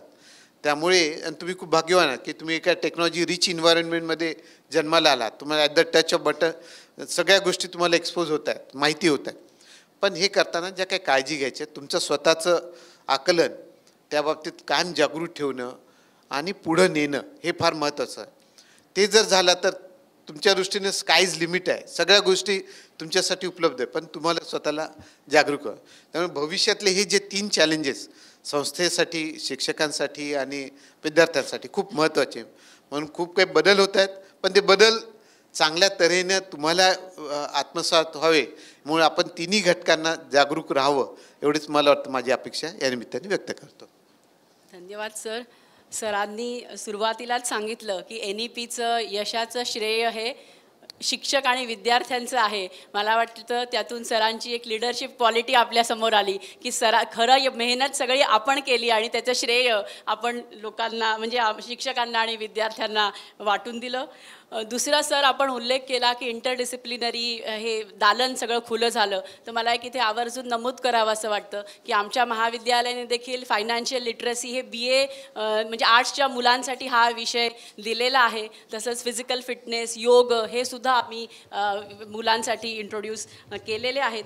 आणि सरांनी शेवटी जे सांगितलं की क्वालिटी एन्हान्समेंट आहेच, पण त्याच्या बरोबर क्वालिटी सस्टेनन्स हे जास्त महत्त्वाचं आहे आणि आपण ते सगळ्यांनी लक्षात ठेवलं पाहिजे आणि आम्ही त्याच्यावर नक्कीच काम करत आहोत आणि मॅडमच्या मार्गदर्शनाखाली ते चालूच राहील याबद्दल आम्हाला काही शंका नाही आहे सर. आणि याच अनुषंगाने तुम्ही जसं म्हणालात की सध्या एका बटनच्या क्लिकवर आपण सगळे आहोत, म्हणजे गुगल बाबावरून आता आपण आर्टिफिशियल इंटेलिजन्सकडे चाललेलो आहोत, म्हणजे गुगल जेमिनी आहे आणि अजून असे बरेच सगळे गोष्टी निर्माण होत आहेत. तर याचा प्रभाव शैक्षणिक क्षेत्रात कसा आणि कोणता बदल घडवून आणेल असं आपल्याला वाटतं? AI artificial intelligence, machine learning आणि डीप लर्निंग असे हे वेगळे त्याचे सबसेट आहेत. हा पार्ट म्हणजे गेल्या 3 ते 4 वर्षापासून खूप खुणावतो आहे. म्हणजे इंडस्ट्री 4.0 जे काही रिव्होल्युशन होतं आहे त्यातून हा समोर आलेला मोठा घटक आहे आणि याच्यात काही फायदे आहेत, काही तोटे आहेत आणि याच्या बाबतीतले वेगळे विचार प्रवाह समोर येताना दिसत आहेत. म्हणजे आजच एका पेपरमध्ये बघितलं की एका ठिकाणी मला वाटतं त्यांनी रिसर्च केलं, ते बाहेरचं आहे, परदेशातलं आहे, पण त्यांनी UKतलं रिसर्च आहे. त्यांनी असं म्हटलं की AIच्या वापरामुळे विद्यार्थ्यांची विचार करण्याची क्षमता, मेमरी हे दोन्ही गोष्टीमध्ये ड्रॉप व्हायला सुरुवात झाली आहे, असा त्यांचा तो पाहणीचा निष्कर्ष आहे. समहाऊ मला तो काही योग्य निष्कर्ष वाटत नाही. कारण हे आहे की निश्चितच मुलगा म्हणजे कायम मोबाईलमध्ये गुंतलेला असो अशी पालकांची तक्रार असते आणि बऱ्याच वेळा पालक आणि मुलांचे संवाद कमी झालेले दिसतात ते या मोबाईल किंवा इतर ज्या काही गोष्टी असतात ते जाणार. पण याच्यात जर आपण व्यवस्थित जर कंट्रोल्ड सिस्टीम घेतली तर याचे फायदेच फायदे आहेत. म्हणजे रेग्युलेटरी कुठलीही गोष्ट ही रेग्युलेटेड वेनच यायला हवी. कुठलंही एक्सेस किंवा कुठलाही शून्य पाठ हा घातक असतो. त्यामुळे याचा रेग्युलेटेड वापर हा खूप महत्त्वाचा आहे. मी याच्या उलट दुसरा जो UKचा रिपोर्ट आला त्याच्या उलट एक्झॅक्ट रिपोर्ट मला जो बघायला मिळाला तो म्हणजे याचा मेमरी एन्हान्समेंटमध्ये, तुमच्या प्लॅनिंगमध्ये याचा खूप मोठा वापर तुम्हाला करता येईल. प्रोव्हायडेड अर्थात तुम्ही कायम हे धरलं पाहिजे की ही मी स्वतः महत्त्वाचा घटक आहे, मी स्वतः सगळं करू शकतो, मला सपोर्टिंग ज्या काय वेगळ्या सिस्टीम आहे त्याचा मी असिस्टन्स म्हणून घेतो, ते माझ्यावर डोईजड होणार नाहीत, मी माझं स्वतःचं महत्त्व त्यात अधोरेखित करतो आहे. असं जर असेल तर अडचण. म्हणजे मी AIचा वापर एक असिस्टन्स म्हणून घेतो आहे. कशा अँगलने की मला समजा आता मी कुलगुरू म्हणून मला खूप जण वेगळे भेटत असतात, त्यामुळे सगळ्यांची नावं लक्षात ठेवणे, ते काय करतात त्याच्या ॲक्टिव्हिटी लक्षात ठेवणे या गोष्टी अवघड असतात. पण मग हे करायचं असेल तर मला याचा खूप मदत होते ह्या AIचं. तर त्यामुळे बऱ्याच वेळा एखाद्याशी बोलताना तो ओळखलं का कसं अचानक भेटतो त्यावेळेस जर माझ्याकडे तो डेटा बऱ्याच वेळा मी तो ठेवलेला असतो त्यामुळे मला ते पटकन क्लिक करून पुढे जात आहेत. याचा फायदा मला AIचा झाला की ज्याच्यामुळे मला सगळ्यांसोबत कनेक्ट होणं सोपं जातं. याचा एक म्हणजे मेमरी एन्हान्समेंट, माझी ओन मेमरी आणि त्याचा सपोर्टिंग सिस्टीम, याचा हा 1+1 11 हा आकडा झाला, अदरवाईज 2 झाला असता. त्यामुळे हा एक पार्ट सर्वात महत्त्वाचा. दुसरा पार्ट AIच्या अँगलनी जो महत्त्वाचा आहे आणि जो खरं म्हणजे शिक्षणाच्या दृष्टीनं खूप मोठा बदल त्याच्यात अपेक्षित आहे, जो म्हणजे आपण जेव्हा म्हणलं की शिक्षण हे विद्यार्थी केंद्रित आहे. आता विद्यार्थी केंद्रित म्हटल्यावर सगळे विद्यार्थी काही सारखे नाही आहेत. काही विद्यार्थी काही गोष्टीत खूप हुशार आहेत, काही विद्यार्थी आपल्याला वाटतात की स्लो लर्नर आहे पण ते काही दुसऱ्या क्षेत्रात खूप स्ट्रॉंग असतात. आता याचा अर्थ जितक्या प्रकृतीत तितक्या वेगळ्या प्रकारचे भिन्नता आपल्याला दिसते. तर त्यामुळे प्रत्येक विद्यार्थ्याला मला पर्सनलाइज लर्निंग मॉडेल डेव्हलप करता येतं आहे का, तर AIमुळे ते शक्य आहे, जे otherwise would have been impossible. मला 60च्या वर्गात शिकवायचं असेल तर मला माझ्या शिकवण्याची पेस हे सगळ्यांना अनुकूल अशी करावं लागते. म्हणजे फास्ट लर्नर आहे म्हणून मी खूप फास्ट शिकवतो असं पण चालू शकत नाही. स्लो लर्नरला शिकवताना मला ही काळजी घ्यायची की फास्ट लर्नरचं जे काही विषयातला रस आहे तो त्यात कमी होऊ नये. म्हणजे ही जो की मला द्राविडी प्राणायाम करावा लागतो तो AIमध्ये कमी होऊ शकतो. तो म्हणजे कसा की AIचे 3 वेगळे मॉडेल्स आत्ता तरी समोर येत आहेत. म्हणजे एक येतात AI डायरेक्टेड, दुसरा AI एम्पॉवर्ड आणि third is AI assisted. Advance लर्नरसाठी आपण म्हणू की ए आय असिस्टेड ही सिस्टीम उपयोगी आहे, की त्याला एक ॲडिशनल सपोर्ट मेकॅनिझम म्हणून तो बघतोय. ए आय डायरेक्टेड आपण म्हणू की एखाद्या अमुक विषयामध्ये तो स्लो लर्नर. आपण हे स्लो लर्नर हे काही युनिव्हर्सल फिनॉमिना नाही म्हणून, म्हणजे अगदी आपल्या लक्षात येतं की एखादा मंद म्हणून ज्याला ओळखतो त्याला पण काही गोष्टीत खूप गती असते जी साधारण विद्यार्थ्याला पण नसते. त्यामुळे आपण काही विषयात असं म्हणू त्या विषयात त्या विद्यार्थ्याला कमी गती आहे, तर मग त्याला ए आय डायरेक्टेड मॉडेल येईल. म्हणजे कसं त्याचं शिकण्याची पेस त्या विषयातली स्लो आहे, मग त्या पेसनुसार त्याला शिकवावं. पहिलं शिक्षण पूर्ण झाल्यानंतर त्याचा पुढचा टप्पा घ्यावा. असं हे करताना तो जसं शिकतोय त्याचं काय मॉनिटरिंग असावं. ते मॉनिटरिंग होताना त्याला कुठल्या गोष्टी पटकन समजतात, कुठल्या गोष्टीला जास्त वेळ लागतो. ज्या गोष्टीत जास्त वेळ लागतो त्याला शिकवण्याचे वेगळे मेकॅनिझम काय असावेत, असं त्या ए आय डायरेक्टेड मॉडेलमध्ये ती सिस्टीम सेल्फ पेस लर्निंगमध्ये येते. त्यामुळे तो पुढं जाऊ शकतो. ए आय इम्पॉवर्डमध्ये आपण म्हणू शकतो की आम्हाला जेव्हा आम्ही शिकतो आणि समजा जॉबसाठी जातो आहे तर आम्हाला लक्षात येतं काही गोष्टी आमच्यात कमतरता आहेत ज्या काही सगळ्या शिक्षणाच्या माध्यमातून नाही झालं, तर त्या पुढं कशा करायच्या. काही सॉफ्ट स्किल्स कमी आहेत तर त्या कशा आहेत, तर ते ए आय इम्पॉवर्ड मॉडेलने पण करतात. त्यामुळे असे हे वेगळ्या प्रकारचे ए आय मॉडेल्स शिक्षणाच्या दृष्टीने आहे. त्यामुळे तो ना तर शिक्षकांचा शत्रू आहे ना विद्यार्थ्यांचा खूप जास्त मित्र आहे असंही नाही. तो दोघांनाही तो उपयोगी आहे. म्हणजे ChatGPT आली किंवा जेमिनीचा त्यांनी उल्लेख केला तर तो शिक्षकांच्या दृष्टीने शत्रू आहे तर नाहीच. कारण ए आयच्या सगळ्या जर तुम्ही प्रश्नोत्तरांचा जर ॲनालिसिस नीट केला तर लक्षात येतं की ए आय जो बनवतो, जी काही सिस्टीम जो बनवतो त्याचं बायस त्या सिस्टीममध्ये येतंच. त्यामुळे आत्ता आपल्या काही कॉलेजनी त्याची सुरुवात केली. COEP युनिव्हर्सिटी पुण्याची, college of engineering Pune university आहे, त्यांनी ठरवलं की त्यांचंच ओन चॅट जी असावे सिस्टीम, चॅटबोट सिस्टीम जी भारताच्या दृष्टीनं अनुकूल असेल. बराच तुम्ही प्रश्न विचारून बघा, तुम्हाला लक्षात येईल की ChatGPT जो त्याचा ओरिजिनल बनवणार आहे त्याच्यानुसार तो बायस त्याच्यामध्ये कायम येतो त्या उत्तरात. आणि तो अर्थात एवढाच आहे की तो बायस इलिमिनेट करण्याची एक प्रक्रिया त्याच्यामध्ये आहे. म्हणजे आपण सतत त्याच्याशी इंटरॅक्ट होत गेलं तर तो हळू ती सिस्टीम आपल्याकडून घेतो आणि पुढं प्रगल्भतेनं जाण्याचा प्रयत्न करतो. पण तरी तो बायस काही 100% जात नाही, कारण शेवटी ते मेकॅनिझम ज्याने बनवलं त्याच्यानुसार होतं. त्यामुळे ए आयच्या बाबतीतल्या आपल्याही सिस्टीमनं काही चांगली प्रगती आपण त्या बाबतीत करतो आहे. आणि मला वाटतं तो शिक्षकांनाही आणि विद्यार्थ्यांना दोघांनाही आणि संस्थेलाही तो खूप चांगला अनुकूल होईल. ज्याच्यात ऑनलाईन लर्निंगचं मॉड्यूल खूप इंटरॅक्टिव्ह होईल या दृष्टीनं पण त्याचा सपोर्ट आहे. त्यामुळे ए आयच्या बाबतीतलं आपल्याला म्हणतं की परत त्याच्यात रेग्युलेटेड मोडमध्ये जर गेलो तर आपल्या स्काय इज द लिमिट असे आपल्याला त्यात म्हणता येईल. धन्यवाद सर. सरांनी ए आयबद्दलही एक वेगळा दृष्टिकोन, वेगळी विचारधारा मांडली. 1+1 2 न होता 1+1 11 कसा होऊ शकतो ए आय हे सरांनी सांगितलं. आणि तो कन्स्ट्रक्टिव्ह आहे, डिस्ट्रक्टिव्ह नाही. पण शेवटी जो वापरतो त्यांनी त्याचा सजग वापर करणं आवश्यक आहे असं मला वाटतं सरांना म्हणायचं होतं. आणि एक छान सुंदर वाक्य मला यावेळी आठवलं. कायदा पाळा गतीचा, काळ मागे लागला, थांबला तो संपला. या न्यायाने काल सुसंगत राहणं हे आपल्या प्रभावी अस्तित्वासाठी खूप आवश्यक आहे आणि ती काळाची गरज आहे असं मला वाटतं.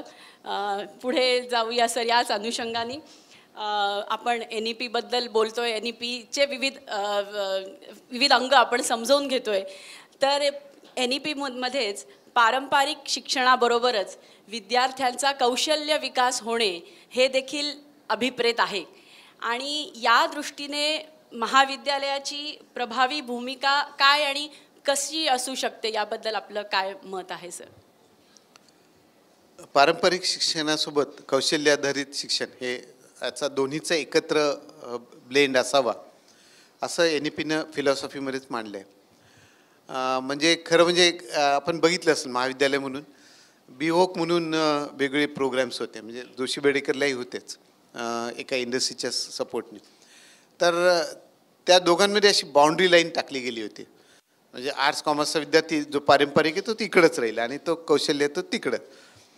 दोन्हीचं मेळ नेहमीच लागतो. म्हणजे अगदी सोपं उदाहरण देतो. म्हणजे स्किलही जितकेच महत्त्वाचं आहे तितकंच नॉलेजही तितकंच महत्त्वाचं आहे. म्हणजे एखादा इंडस्ट्री आहे म्हणजे एखादा प्लॅन्ट आहे एखादा ज्याच्यावर तो काम करतोय, जो ऑपरेटर आहे तो वर्षानुवर्ष काम करतोय आणि त्यामुळे त्याचा एक्सपिरियन्सनी तो शिकत जातो आणि मग तो प्लॅन्ट ऑपरेट करण्याचं त्याचं स्किल एकदम खूप स्ट्रॉंग असतं. एखादा इंजिनिअरिंग 4 वर्षाचा झालेला आणि जेव्हा जातो शिकलेला असतो पण पूर्ण स्किल नसतात. हे 2 टोकं मी कसे ते सांगायचा प्रयत्न. त्यामुळे तो जेव्हा तो प्लॅन्ट वर इंजिनियर होऊन जातो तेव्हा त्याच्या हाताखाली ते 4-5 ऑपरेटर प्लॅन्टवर काम करतात. तेव्हा सुरुवातीला तो अडखळतो निश्चित, कारण त्यांनी तो प्लॅन्ट ऑपरेट करायचा कसा हे थिअरीमध्ये शिकलेलं असतं, पण ॲक्च्युअल प्रॅक्टिकल्सचे काही ज्या वेगळ्या असतात योजना त्या सगळ्या गोष्टी त्याला माहीत नसतात. त्यामुळे तो हळूहळू त्या ऑपरेटरच्या माध्यमातून शिकायला लागतो. आता याच्यात असं आहे का की तो ऑपरेटर म्हणतो अरे तू काय शिकलाय तुझं कुचकामी शिक्षण आहे, मला तुला शिकावं लागतं. आता म्हणजे असं समजा तो ऑपरेटर म्हणाला तर ते योग्य आहे का, तर नाही. भविष्य असं लक्षात घ्या, उद्या ती 5 वर्ष तो प्लॅन्ट चालला आणि टेक्नॉलॉजी बदलली आणि प्लॅन्ट नवीन आला, पहिला रिप्लेस केला नवीन प्लॅन्ट आला. आता हे टेक्नॉलॉजी ॲब्सॉर्प्शन कोण चांगलं करेल तर तो इंजिनियर करेल, कारण त्याला ते माहिती ह्या चुका तो लक्षात येतो. सुरुवातीला तो ऑपरेटरकडून शिकला आहे पण नंतर जेव्हा तो पूर्ण त्याचं हे झालं तेव्हा त्याचं फंडामेंटल आणि स्किल सोबत जातं आहे आणि तो पुढं जेव्हा काही नवीन टेक्नॉलॉजी येतो तोच ती सुचवतो आणि ती इम्प्लिमेंट पण करतो. याच्या वेळेस आता ट्रेनिंग घेण्याची वेळ कुणाची असते, त्या ऑपरेटरची असते. तो ऑपरेटर पटकन ट्रेनिंग होतो का नाही, त्याची खूप कुरकुर असते, याचा असंच होतं त्याचा तसा त्रास आहे असं त्याचं सुरू होतं. का, कारण तो फक्त स्किल ओरिएंटेडच काम त्याने आयुष्यात केलेलं असतं. त्यामुळे दोन्ही टोकांचं आपल्याला एक लक्षात घेतलं पाहिजे, याचा बॅलन्स असला म्हणजे तुम्हाला फंडामेंटल्स लर्न टू नो म्हणजे या बाबतीतलं आवश्यक आहे. स्किल लर्न टू डू हे पण तितकंच आवश्यक. त्यामुळे लर्न टू नो आणि लर्न टू डू ह्या दोन्ही एकत्र असेल तर त्याचा उपयोग असतो. म्हणून राष्ट्रीय शैक्षणिक धोरणात म्हटलं की अशा बॅरियर्स न ठेवता दोघांना एकत्र ठेवा. म्हणजे अगदी साधारण म्हणजे हे करताना नॅशनल व्होकेशनल जी स्किल ट्रेनिंग ऑर्गनायझेशन आहे NCVT, national council for vocational education and training, यांनी या बाबतीत खूप चांगलं काम केलं आहे. म्हणजे गेल्या 3 महिन्यात त्याचे खूप चांगले रिपोर्ट्सही आले. तर त्यांनी विचार केला, तुम्ही कॉमर्सचा विद्यार्थी आहात, मग कॉमर्स शिकत असताना तुम्हाला कोणकोणते स्किल्स लागतात असं त्यांनी त्याचं पूर्ण मॅपिंग केलं आणि ते स्किल्स लागले. म्हणजे कॉमर्सच्या विद्यार्थ्याला लॉजिस्टिक्समधले होणारे नवीन नवीन डेव्हलपमेंट्स माहिती पाहिजे. ॲमेझॉन आले तर तो कसं ऑपरेट करते हे तुम्हाला माहिती पाहिजे. ई-कॉमर्स कसं असेल त्याचं माहिती पाहिजे, किंवा त्यातले जे सॉफ्टवेअर्स आहेत टॅली असतील किंवा त्याचं अशा प्रकारे. आणि डेटा सायन्स हा इंटरडिसिप्लिनरी, तो सगळ्यांनाच ॲप्लिकेबल आहे, जरी वर्ड सायन्स असेल तरी तो कॉमर्सला. त्यामुळे त्यांनी त्याचे एक 25 स्किल ॲट्रिब्यूट्स काढले जे त्या कॉमर्सच्या अभ्यासक्रमात ॲड केले. इतिहास म्हणून विचार करा, अगदी इतिहास सोपा. तर इतिहासाच्या तो सणावळी शिकतो, तारखा, त्या डेट्स काय, ज्या युद्ध कोणत्या डेट्सला झालं वगैरे असं ते त्याची कारणं वगैरे वगैरे तो शिकत असतो. पण हे करताना त्याला कसं मोडी लिपी माहिती पाहिजे, ती कशी त्याचं करता आलं पाहिजे. आर्किओलॉजीचा पार्ट जो असतो, आर्किओलॉजीच्या दृष्टीनं आता तर आपल्याला खूप दिसतं की आर्किओलॉजीचा खूप उपयोग वेगळ्या माध्यमातून होतो आहे. म्हणजे तुम्ही सिंधू संस्कृतीबद्दल बोलला, त्यातली सिंधू लिपी जी संस्कृतीची लिपी आहे ती आजही आपल्याला डिकोडिंग करता आलेली नाही, कारण त्याच्यासाठी लागणाऱ्या ज्या सपोर्टिंग सिस्टीम त्या आपल्याला नाही आजही उपयोगी होत नाही आहेत. त्यामुळे आपल्याला त्याबाबतीत टेक्नॉलॉजीचा वापर करावा लागणार आहे. मग इतिहासाच्या विद्यार्थ्याला तो मार्ग ते शिकणं आवश्यक आहे की नाही. त्यामुळे आपण जे काही शिकतोय, जे माझं फंडामेंटल्स रूल्स आहेत, लॉजिक आहे, माझ्या सब्जेक्टशी संबंधितलं असलेलं जी सर्टन फिलॉसॉफी आहे ती आहेच, पण त्यासोबत त्यासाठी लागणारे जे काही वेगळे स्किल्स आहेत ते आत्मसात करून त्यातला खूप चांगला इतिहासकार, चांगला एक वाणिज्य शाखेचा विद्यार्थी, एक चांगला वैज्ञानिक असं जे बनाय आवश्यक आहे, त्यासाठी या दोन्हीचं आवश्यक म्हणजे एक महत्त्वाचं आहे. एक मी जस्ट एक साधारण उदाहरण, इतिहास आर्ट्स आणि कॉमर्सच आहे ना मॅडम, सायन्स नाही ना, तर म्हणजे एक इतिहासाचं एक शेवटचं उदाहरण देऊन थांबतो म्हणजे या प्रश्नाचं उत्तर म्हणून, की आम्ही यावेळेस इतिहासाच्या विद्यार्थ्यांना छत्रपती शिवाजी महाराज वास्तुसंग्रहालयात पाठवलं. खूप चांगलं वास्तुसंग्रहालय, तर त्याचे पूर्ण ग्लोबल कनेक्ट आहेत. म्हणजे या सगळे वास्तुसंग्रहालय ज्या ज्या टॉपच्या जगातल्या वास्तुसंग्रहालय त्यांचं एकमेकाशी कनेक्ट असतं, त्यांचं नॉलेज एकीकडून दुसरीकडे जाणं हे रेग्युलर चालू असतं. त्यामुळे त्या विद्यार्थ्यांना जेव्हा तिथं पाठवलं गेलं आणि त्यांना ते सगळं करायला लावलं, तेव्हा जे काही ते शिकले ते त्या करण्यातून जे शिकले ते खूप अप्रतिम होतं. आणि त्या विद्यार्थ्यांना एरवी समजा तुम्ही आता विचार करता कधी मुलाखत संपते आणि आम्ही बाहेर जातो असं तुम्हाला वाटत असं, आणि त्या वेळेचं किंवा आमचे 8 ते 4 8 ते 12 आहे ना, पटकन झालं घरी गेलो असं वाटतं. या उलट जेव्हा ते उभे राहिले त्या करताना त्यांना वेळेचं भान नाही राहिलं. म्हणजे जे 2 तासासाठी जी इंटर्नशिप होती त्या दिवसाची, त्यांनी 6-7 तास 8-8 तास आवडीने केलं, कारण तो त्यांच्या आवडीचा विषय होता. त्यातून ते शिकले, पुढं गेले, त्याही संस्थेला त्यांची मदत झाली, त्यातून काही त्यांनी रिपोर्ट्स तयार केले, खूप काही त्यातून शिकायला मिळालं. आणि त्यातून जे घडलेले विद्यार्थी ते इतके पॉझिटिव्ह वेनं पुढं जात आहेत. तर हा त्याचा असं एक उदाहरण म्हणून देतो. तर या असे स्किल आणि पारंपरिक याचं जर मिलाफ व्यवस्थित झाला तर तुमच्या दृष्टीनं एक खूप चांगलं विद्यार्थी घडण्याची चांगली संधी संस्थेला, महाविद्यालय आणि शिक्षकांना प्राप्त होते. नक्कीच सर. आपण इथे मोडी लिपीचा उल्लेख केला तर मला आवर्जून नमूद करावं असं वाटेल की आमच्या इथे मोडी लिपीचे वर्ग चालतात. हँड्स ऑन ट्रेनिंगचा आपण उल्लेख केला तर आमच्याकडे परवाच कॉन्फरन्स झाली, त्याच्यानुसार आम्ही चरखा ट्रेनिंग पण मुलांसाठी घेतो. तर आणि मला याच अनुषंगाने रवींद्रनाथ टागोरांचं एक वाक्य आठवतं, education should be holistic, developing the whole person and not just focusing on acquiring knowledge. मला वाटतं की आपलं राष्ट्रीय शैक्षणिक धोरण याच तत्वावर आधारित आहे आणि आपल्याला याचा वारंवार प्रत्यय येतो. याच धर्तीवर पुढे जाताना सर सध्या ग्लोबल आणि ग्लोकल हे शब्द परवलीचे झालेले आहेत आणि विकसित भारताचं स्वप्न आपण बघितलं आहे आणि त्याच्या दृष्टीने आपली खंबीर पावलंही पुढे पडत आहेत.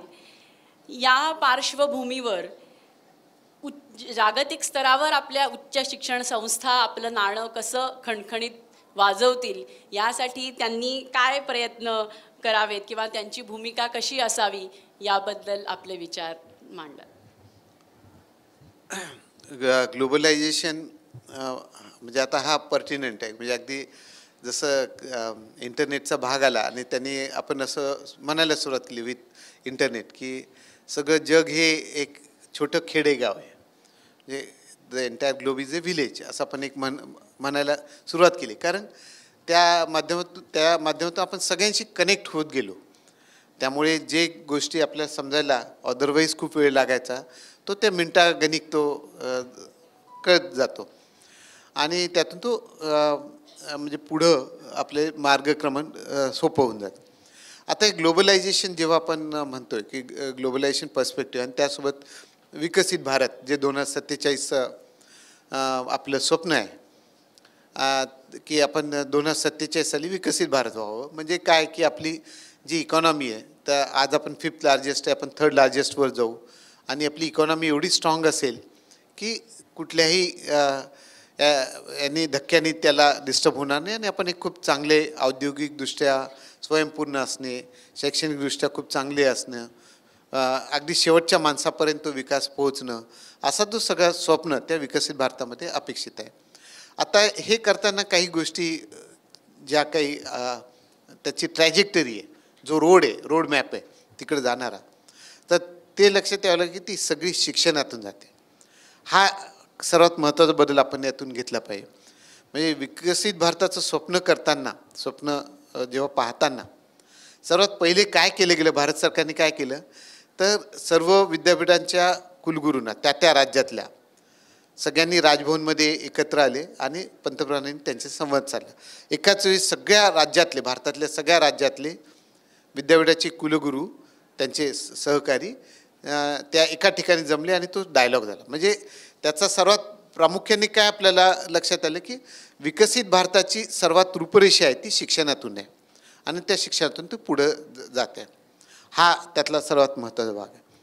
दुसरा जो भाग आहे की याच्या बाबतीतल्या ग्लोबल कनेक्टचा अँगलने आपण जो दुसरा भाग म्हणूया की जसं आहे आपला विद्यार्थी अमेरिकेत जातो. म्हणजे सध्या America appears to be the most important destination as far as study abroad program is concern. पूर्वी कॅनडा होता, कॅनडा आता मागं पडला आहे. ऑस्ट्रेलिया एक नवीन येतो आहे आणि युरोपियन काही कंट्रीज येत आहेत. तर तिथे गेल्यानंतर त्याच्या अभ्यासात काय फरक होतो आणि इथल्या अभ्यासात काय फरक होतो हे जाणून घेण्याची आम्हालाही उत्सुकता होते. म्हणजे त्या दृष्टीने आम्ही विचार करत होतो. तर काय फरक आहे की तिथल्या आणि आपल्या, की इथला विद्यार्थी तिथं जातो आणि तिथं जाण्याचं कारण काय, त्याला काय आमच्याकडून मिळत नाही की तो त्यामुळे तिथं जातो, किंवा तिथला विद्यार्थी आपल्याकडं काय येऊ शकत नाही, आपण तशी सिस्टीम का देऊ शकत, असा एक तो विचार त्याच्यात निश्चित होतो. तर हे लक्षात आलं की यामध्ये ग्लोबल कल्चर असणं हा सर्वात महत्त्वाचा आहे. म्हणजे आजच एका US मला वाटतं सदर्न कॅलिफोर्निया युनिव्हर्सिटीचं एक डीन आहे, त्यांची मुलाखत एका पेपरमध्ये आली आहे. त्यांनी सांगताना काय सांगितलं, we are suppose to be the best destination for top most students of entire world.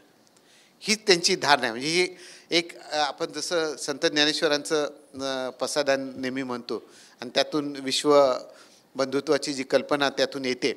म्हणजे हे विश्वची माझी घर असं आपण जेव्हा म्हणतो की तेव्हा या विश्वातले सगळ्यातले टॉपमोस्ट स्टुडंट माझ्याकडे आले पाहिजे, ही त्यांची धारणा आहे. आणि ते देण्यासाठी काय काय करतील असा त्यांचा विचार आहे. मग हाच विचार आपणही करायला हवा. म्हणजे त्याचा अर्थ आम्ही आमच्याही शिक्षणात त्या दृष्टीने बदल घडले पाहिजे. आता हे बदल घडण्याचे एक दोन मेकॅनिझम. एक म्हणजे तुम्ही त्याप्रमाणे इन्फ्रास्ट्रक्चर टीचिंग आणि खूप मोठ्या प्रमाणात करा आणि पुढं जा. हा लाँग टर्म व्हिजन आहे. म्हणजे त्याला लाँग टर्म वेळ खूप दिवसानंतर तो येणार आहे. शॉर्ट टर्म लगेचच्या लगेच करण्याचा मार्ग काय, तर कोलॅबोरेशन. म्हणजे खरं म्हणजे या युगाचाच, म्हणजे आता आपण म्हणू शकतो या डिकेडचा म्हणा, पुढच्या कोलॅबोरेशन हाच महत्त्वाचा मंत्र आहे. कारण सगळ्या गोष्टी तुम्ही करू शकणार नाहीत. त्यामुळे माझ्याकडे जे स्ट्रॉंग आहे, तुमच्याकडे जे स्ट्रॉंग आहे, आपण एकत्र या आणि ते पुढं न्या, असा त्याचा उपयोग. आणि हे फक्त भारतातल्याच विद्यापीठांना जाणवलं आहे का, तर नाही. अमेरिकेतल्या विद्यापीठांना तितकंच जाणवलं आहे, UK विद्यापीठांना जाणवलं आहे. आणि मला गेल्या 2 वर्षामध्ये जे जाणवले की ते ज्यांना एक 5 वर्षापूर्वी एखाद्या विद्यापीठासोबत मला कोलॅबोरेशन करायचं आहे, मुंबई विद्यापीठ म्हणून, तर आम्हाला अप्रोच व्हावं लागायचं, 4दा मेल पाठवा, बोला, वैयक्तिक जाऊन या. तेव्हा कुठेतरी 2 वर्षानंतर ते कुठेतरी हो म्हणा. आता परिस्थिती बदलली. जसं मी कोलॅबोरेशन, त्यांनाही तितकंच जाणवते की हे पण आवश्यक आहे. त्यामुळे अमेरिकेतल्या विद्यापीठांचं इथं येण्याचं प्रमाण वाढलं आहे. इथं येऊन विद्यापीठांना भेटणे आणि कोलॅबोरेशननी पुढं कसं जाणं, अमेरिकेत UKच्या विद्यापीठांनी इथं येणं असं जाणून. आणि हे केवळ विद्यापीठ स्तरावर होतं आहे असं नाही आहे. हे अगदी शासकीय स्तरावर होतं. म्हणजे त्यांचेही गव्हर्नमेंट्स, आपले गव्हर्नमेंट, त्यांचे गव्हर्नमेंट, प्रत्येकांचे या बाबतीतले रिपोर्ट्स येतात. म्हणजे अगदी तुम्हाला, म्हणजे तुम्ही कारण पुढं जाणार आहात तर तुम्ही एक असोसिएशन ऑफ अमेरिकन युनिव्हर्सिटीजने एक सुंदर रिपोर्ट केला आहे, ज्याच्यात त्यांनी US युनिव्हर्सिटीज आणि इंडियन युनिव्हर्सिटीचं कोलॅबोरेशन कसं असावे, कुठल्या अँगलनी व्हावं, असा तो त्यांनी केला आहे. म्हणजे आम्ही भारतीय विद्यापीठासोबत आम्हाला जायचं आहे, तर ते जाण्यासाठी आम्ही काय पूर्वतयारी केली पाहिजे हे अमेरिकेच्या असोसिएशनने त्यांच्या विद्यापीठांना सांगितलं आहे. हा एक मोठा बदल आहे, हे लक्षात घ्या.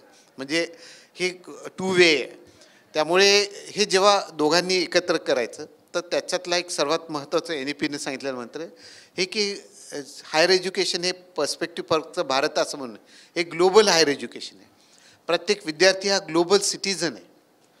आणि का ग्लोबल सिटीजन आहे, कारण आपल्या लक्षात येतं की समजा एखादा विद्यार्थी शिकला आहे आणि एखाद्या इंडस्ट्रीमध्ये जॉब करतात, तर मल्टीनॅशनल्स आहेत. आता बहुतेक इंडस्ट्रीचे 5 ते 6 देशामध्ये किमान त्यांचे ऑपरेशन्स असतात. आणि ते काही फक्त अमेरिकन इंडस्ट्री बाबतीत लागू असे नाही आहे, भारतीय इंडस्ट्रीजसुद्धा जगभर पसरलेल्या आहेत आणि त्यांच्या प्रत्येकांचे लोकेशन वेगळ्या ठिकाणी. जर मी ग्लोबल सिटीजन असेल, आता तो ग्लोबल सिटीजन कसं बने तो नंतर बोल, पण मी जर ग्लोबल सिटीजन आहे याचा अर्थ काय, मला ग्लोबल कल्चर माहिती आहे, ग्लोबल टीचिंग लर्निंग प्रॅक्टिसेस माहिती आहेत, मला ग्लोबल डेव्हलपमेंट्स माहिती आहे. त्यामुळे समजा मी भारतात शिकलो आहे आणि माझी ज्या कंपनीत मी नोकरी करतो त्या कंपनीचा प्लॅन्ट थायलंडमध्ये आहे, मला तिथं जायचं आहे. पूर्वी लगेच पालक घाबरायचे, अरे तू तिथं गेला, तू खाणं पिणं व्यवस्थित करशील ना वगैरे वगैरे. पण आता ती भीती कुणालाच वाटत नाही. का, कारण त्या बाबतीतलं कल्चर, तिथलं गेल्यानंतर जे कल्चर ॲडॉप्ट करण्याची ती प्रक्रिया त्या विद्यार्थ्यांमध्ये ऑलरेडी सुरू झालेली आहे. त्यामुळे ग्लोबल सिटिझनशिप एज्युकेशन आपण जे म्हणतो तो त्यातून खूप सहजपणे उपलब्ध होतं. आता हे करायचं कसं, मी जसं म्हटलं नाही, कोलॅबोरेशन हा मंत्र आहे. त्यामुळे भारतीय विद्यापीठ आणि जगातल्या विद्यापीठांनी एकत्र येणं. म्हणजे आता आपण एक छोटा प्रयोग थांबतो इथं. म्हणजे एक सेंट लुईस SLU म्हणून एक अमेरिकेतली 200 वर्षी जुनी असलेलं विद्यापीठ आहे. त्यांचं एस्टॅब्लिशमेंट 1818चं आहे आणि आपल्या विद्यापीठाचं एस्टॅब्लिशमेंट 1857चं आहे. त्यामुळे आपल्यापेक्षा ते जुने आहे. या दोघांमध्ये तो डायलॉग सुरू केला आम्ही आणि त्या दृष्टीनं कामही केलं. म्हणजे स्वतः मॅडम त्यामध्ये इन्व्हॉल्व आहेत. Suchitra Naik madam associate dean Mumbai विद्यापीठाचे असल्यामुळे त्या सगळ्याचा जो बोर्ड ऑफ डीन ते सगळं त्या बाबतीत करत असतात. त्यामुळे त्यांनी तो केलेली आखणी आहे की 1 वर्ष इथं शिकला, 1 वर्ष तिथं शिकला असा. म्हणजे तो 2 वर्षाचा MS data science cyber security. आता याचे फायदे कसे लक्षात घ्या. म्हणजे जर तो विद्यार्थी BCom झाला आणि BSc झाला आणि नंतर त्याला समजा MS सायबर सिक्युरिटीला जायचं आहे, तर तो 2 वर्ष तिकडं गेला असता त्याला डबल खर्च पडतो. त्याऐवजी तो त्यातलं 1 वर्ष इथं करतोय, तो भारताच्या परिस्थितीत शिकतोय आणि 1 वर्ष इथं 1 वर्ष, त्यामुळे त्याचा फीसमध्ये 50% होत आहे. त्याच वेळेस तो दोन्हीकडच्या टीचिंग लर्निंग प्रॅक्टिसेस समजून घेतोय. दोन्हीकडच्या वेगळ्या इन्फ्रास्ट्रक्चर असण्याचा फायदा त्याचा तो फायदा घेतोय. वेगवेगळ्या technology enabled teaching learning systems आहेत त्याचा तो फायदा घेतोय. त्यामुळे तो एकाच वेळेस दोन्हीकडं 1 वर्ष इकडे 1 वर्ष, त्यामुळे तो जगातल्या कुठेही गेला तर तो सहजपणे तिथं सामावून जाऊ शकेल अशा त्यातून त्याची ट्रेनिंग होते. तिथला विद्यार्थी जेव्हा इथं स्टडी अब्रॉड म्हणून येतो तेव्हा इथल्या सिस्टीमशी सामावून घेणे, कनेक्ट होणे. आता आपल्याकडे जवळपास 55 वेगवेगळ्या देशातले विद्यार्थी मुंबई विद्यापीठात शिकत आहेत. तर ह्या विद्यार्थ्यांना इथं आल्यानंतर इथलं कल्चर वेगळं, इथलं राहणीमान वेगळं, खाण्याच्या पद्धती वेगळ्या, याच्याशी जुळून घेणे, आपलं शरीर त्या हवामानाशी जुळून घेणे, ह्या सगळ्या ज्या गोष्टी त्यातून होत आहेत ना, तो विद्यार्थी त्या दृष्टीनं जगाच्या पाठीवर कुठेही काम करण्यासाठी चांगला तयार होतो. आणि याच वेळेस त्याचं लर्निंगचं जे आहे ते लर्निंगसुद्धा स्केल जो आहे तो खूप हायर लेवलला जातो. कारण तो 2 चांगल्या विद्यापीठातून वेगळ्या पद्धतीचं शिक्षण एकाच विषयासाठी घेतो, त्यातून त्याचे एक्सपर्टाईज वाढते. हा मला वाटतं ग्लोबल कल्चरचा खूप मोठा भाग त्यातून येतो. नक्कीच सर. सरांनी ग्लोबल ते ग्लोकल खूपच छान समजावून सांगितलं आणि मला वाटतं त्याच्यातून सरांचं हाडाचा शिक्षक असणं आपल्याला याचं प्रत्यंतर आलं. आणि खरं तर हाच माझा पुढचा प्रश्न होता की आज भारतातून फक्त उच्च शिक्षणासाठी नाही तर पदवीसाठी मुलं बाहेर जाऊ पाहत आहेत, पण त्याचं उत्तर सरांनी दिलं. कारण ही मुलं, आजची ही मुलं ग्लोबल सिटिझन आहेत आणि ती सजग आणि सुजाण ग्लोबल सिटिझन्स कशी होतील हे आपण बघूया आणि आपण त्याच्यासाठी प्रयत्न नक्कीच करतोय हे ह्याच्यातून आपल्याला जाणवलं. सर, याच अनुषंगाने हे जे बाहेर जाणं आहे किंवा जागतिक स्तरावर आपला ठसा उमटवणं जे आहे त्याच्यात संशोधन किंवा रिसर्च हे एक फार मोठं काम करतं किंवा एक मोठं योगदान देतं. आणि आत्ता सरांनी पण ज्याचा उल्लेख केला त्या संशोधनाचा स्तर अधिकाधिक उच्च असावा यासाठी काय करता येईल याविषयी आपण काय मार्गदर्शन कराल? हा खरं म्हणजे शिक्षकांसाठी, तसंच भविष्यातले येणारे तुम्ही विद्यार्थी आहात जे काही जण संशोधनात जातील त्यांच्यासाठी पण आहे. म्हणजे आता संशोधनाचा जसं मी म्हटलं की तुम्ही टेक्नॉलॉजी रिच इन्व्हायरमेंटमध्ये असल्यामुळे पेस ऑफ मॉडिफिकेशन्स खूप फास्ट आहे. खूप पेसने ते बदल होत आहेत आणि ते बदल तुम्हाला सगळ्यांना माहिती असायला हवेत. आणि मला वाटतं शिक्षक आणि विद्यार्थी या दोघांना माझं हेच सांगणं राहील की या बदलानुरूप आपलं जे संशोधनाची गती ती वाढली पाहिजे. म्हणजे बराच मी आता आमच्या एज्युकेशनच्या शिक्षकांना बोलत असतो की आता NEPने बदल केला आहे आम्ही म्हणतोय, तो खरंच बदल झाला आहे का हे बघणारं कोण आहे? ते एज्युकेशनचे विद्यार्थी आणि एज्युकेशनचे शिक्षक आहेत.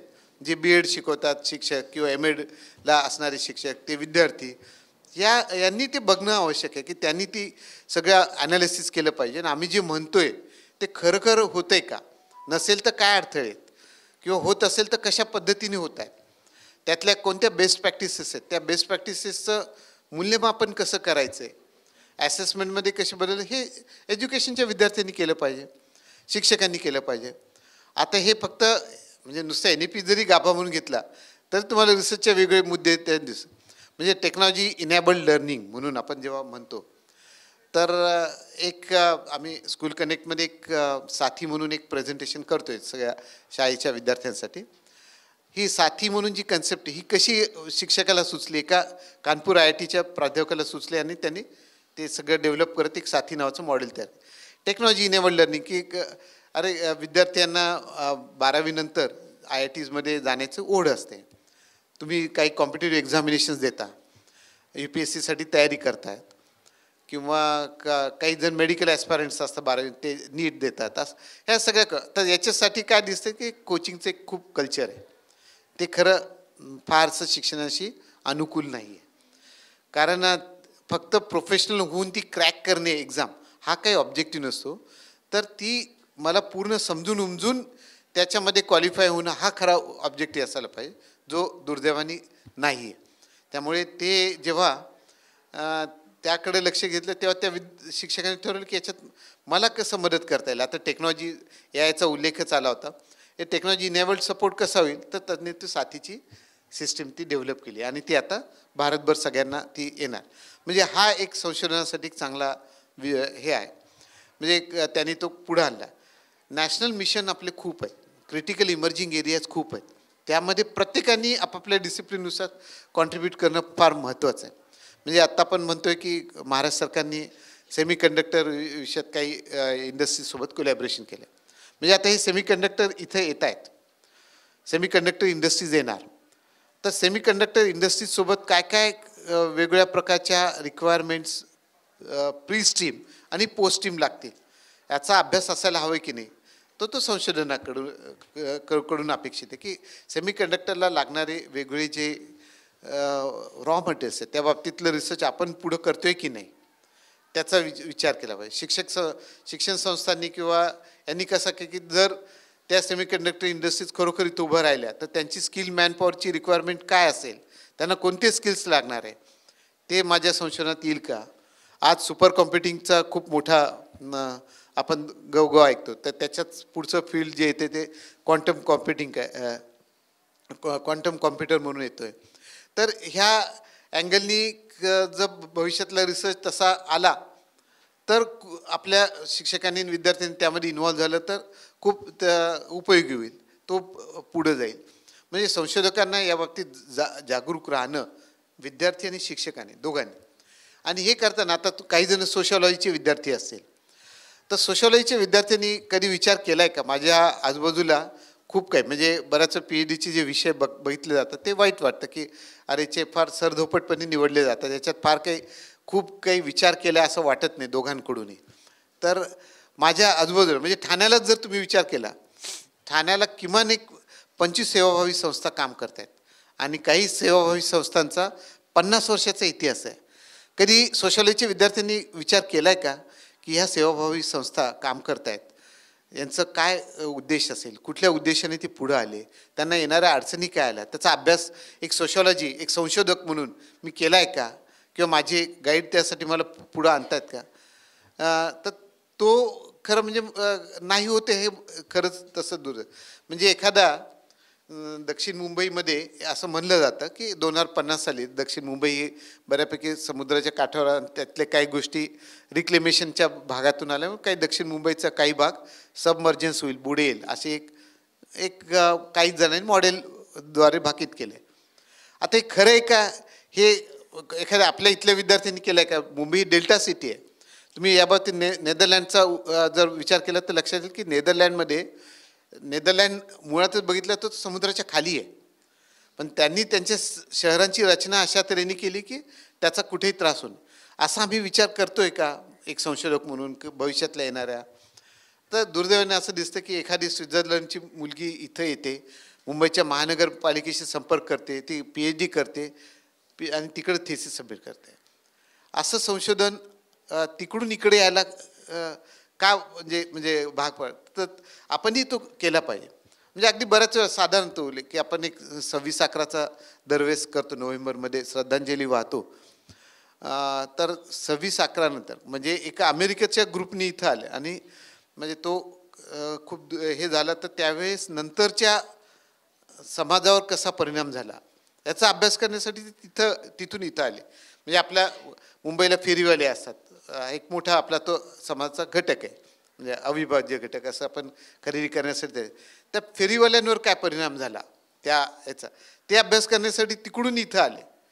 पण आपल्या इथल्या अभ्यासकांना तो करावासा वाटलाच नाही. की असे जे मला वाटतं की संशोधक म्हणून खूप जागरूक राहणे, बदल होणारे जे काही बदल होतात ते टिपणे, माझा जो विषय त्याला कनेक्ट करणे आणि त्या बाबतीतला मूल्यमापन करून माझं संशोधक हे समाजोपयोगी कसं होईल, माझ्या देशाला, माझ्या शहराला, राज्याला त्याचा उपयोग कसा होईल, असा प्रत्येक स्ट्रीमनी, प्रत्येक फॅकल्टीनी, प्रत्येक डिसिप्लिनच्या विद्यार्थ्यांनी आणि शिक्षकांनी तो करावा आणि त्यातून तो खरं संशोधनाचा स्तर वाढवा, हा मला वाटतं या दृष्टीनं माझं महत्त्वाचा मुद्दा आहे. नक्कीच सर, बदलांना स्वीकारा आणि बदलांना सामोरे जा.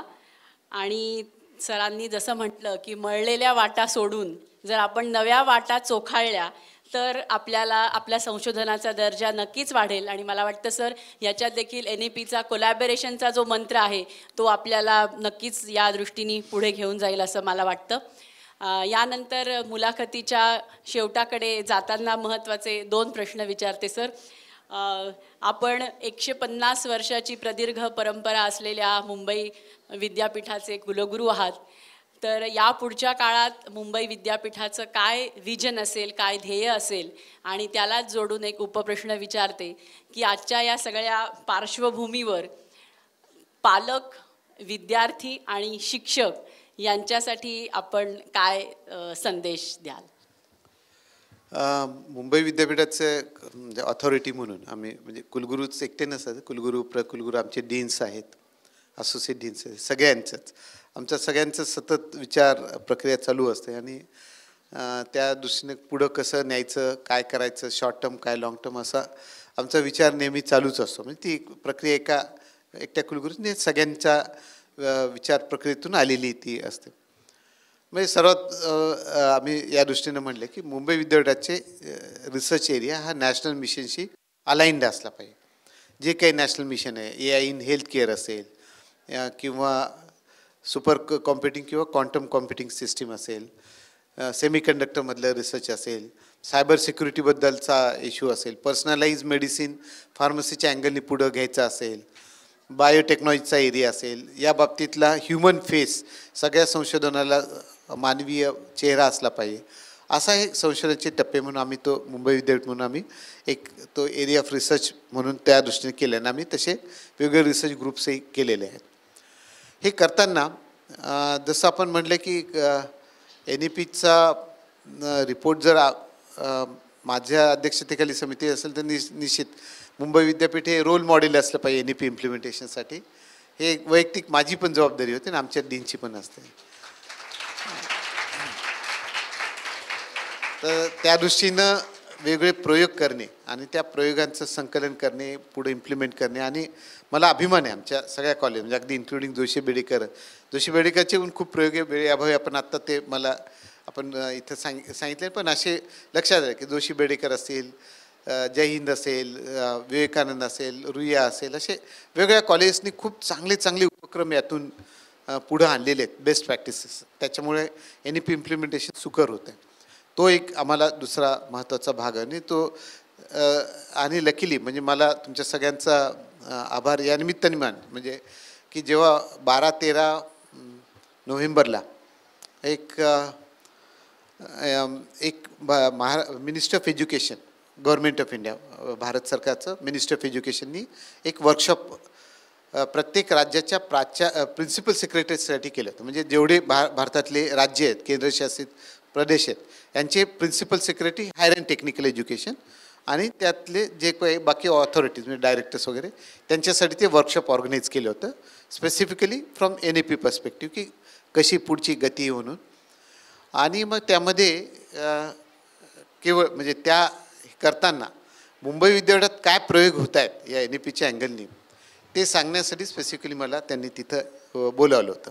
त्यामुळे तो एक प्रकारे आपण चांगलं काम करतो याची ती पावती त्या वर्कशॉपच्या माध्यमातून मला मिळाली. आणि आता त्यामुळे मला वाटतं बऱ्याच राज्यामध्ये आता मुंबई विद्यापीठाचं रोल मॉडेल आम्ही प्रेझेंट करण्याच्या दृष्टीनं वेगळ्या राज्यात जातो. आता छत्तीसगडला अलीकडेच जाणार आहोत. तर तो एक दुसरा भाग मला वाटतं मुंबई विद्यापीठ म्हणून महत्त्वाचा. तिसरा भाग आमचे जसे सब कॅम्पसेस, म्हणजे आता तुम्ही ठाण्यात आहात म्हणून सगळेच सांगण्याऐवजी ठाण्याशी संबंधित जास्त सांगावं असं मला निश्चित. इथं मुंबई विद्यापीठाचं ठाणे सब कॅम्पस आहे आणि कल्याणला एक सेंटर आहे. हे सब कॅम्पस स्ट्रॉंग व्हावे निश्चित आमचं त्या बाबतीतला खरं म्हणजे आम्ही मागं पडलो निश्चित, पण आता आम्ही तो भरून काढण्याच्या दृष्टीनं फास्ट ट्रॅक मोडवर ते ठाणे सब कॅम्पस आणि कल्याण खूप चांगलं व्हावं या दृष्टीनं ते कर. तर ठाणे सब कॅम्पस आता मॅडमच्याच नेतृत्वाखाली ठाणे सब कॅम्पस काम करते आणि तिथं ते पहिलं सब कॅम्पस आहे जिथं 100% सोलार एनर्जी बेस सिस्टीम असेल, म्हणजे जवळपास एक 100 किलोवॅट पॉवरचा तिथं सोलार सिस्टीम उभी होते, ज्यातून त्यांची स्वतःची एनर्जी रिक्वायरमेंट तर फुलफिल होईलच, पण ते काही एनर्जी नेट मीटरिंगद्वारे पण देऊ शकतील इतकी त्यांची सिस्टीम होते. स्पोर्ट्स हा मी म्हटलं जसा महत्त्वाचा भाग आहे, त्यामुळे तिथं स्पोर्ट्सची डेव्हलपमेंट तिथल्या नवीन नवीन करिक्युलम आणण्याच्या दृष्टीने त्याही आम्ही करतो आहे. कल्याण जो भाग आहे, कल्याणला जो सेंटर आहे त्या सेंटर प्रामुख्याने अप्लाइड इंजिनिअरिंगसाठी आल्या. आम्हाला काही रोबोटिक्सच्या इंडस्ट्रीज अप्रोच झाल्या होत्या की त्या म्हणाले की आम्ही आता रोबोटिक्समध्ये पुढं जातो आहे, पण दुर्दैवाने असं दिसतं की ते रोबोटिक्सचा वापर कसा करावा हे माहिती नाही. म्हणजे बऱ्याच वेळा असा टेक्नॉलॉजीवर आरोप होतो की टेक्नॉलॉजी जेव्हा अपग्रेड होते तेव्हा जॉब जातात. अगदी चुकीची गोष्ट आहे. टेक्नॉलॉजी जेव्हा नवीन होते, नवीन डेव्हलपमेंट होते, ती डेव्हलप कोण करतं? आपणच करतो. म्हणजे त्यासाठी लागणारी मॅनपॉवरसुद्धा आपल्यालाच लागते. एखादी नवीन टेक्नॉलॉजी जेव्हा येते ती त्याचा वापर कसा करावा हे सांगणारे कोण असतो? आपणच असतो.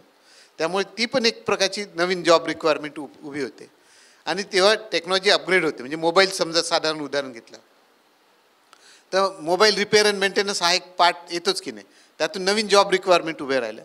त्यामुळे एखादी टेक्नॉलॉजी जेव्हा नवीन येते तेव्हा ह्या सगळ्या गोष्टी होतात.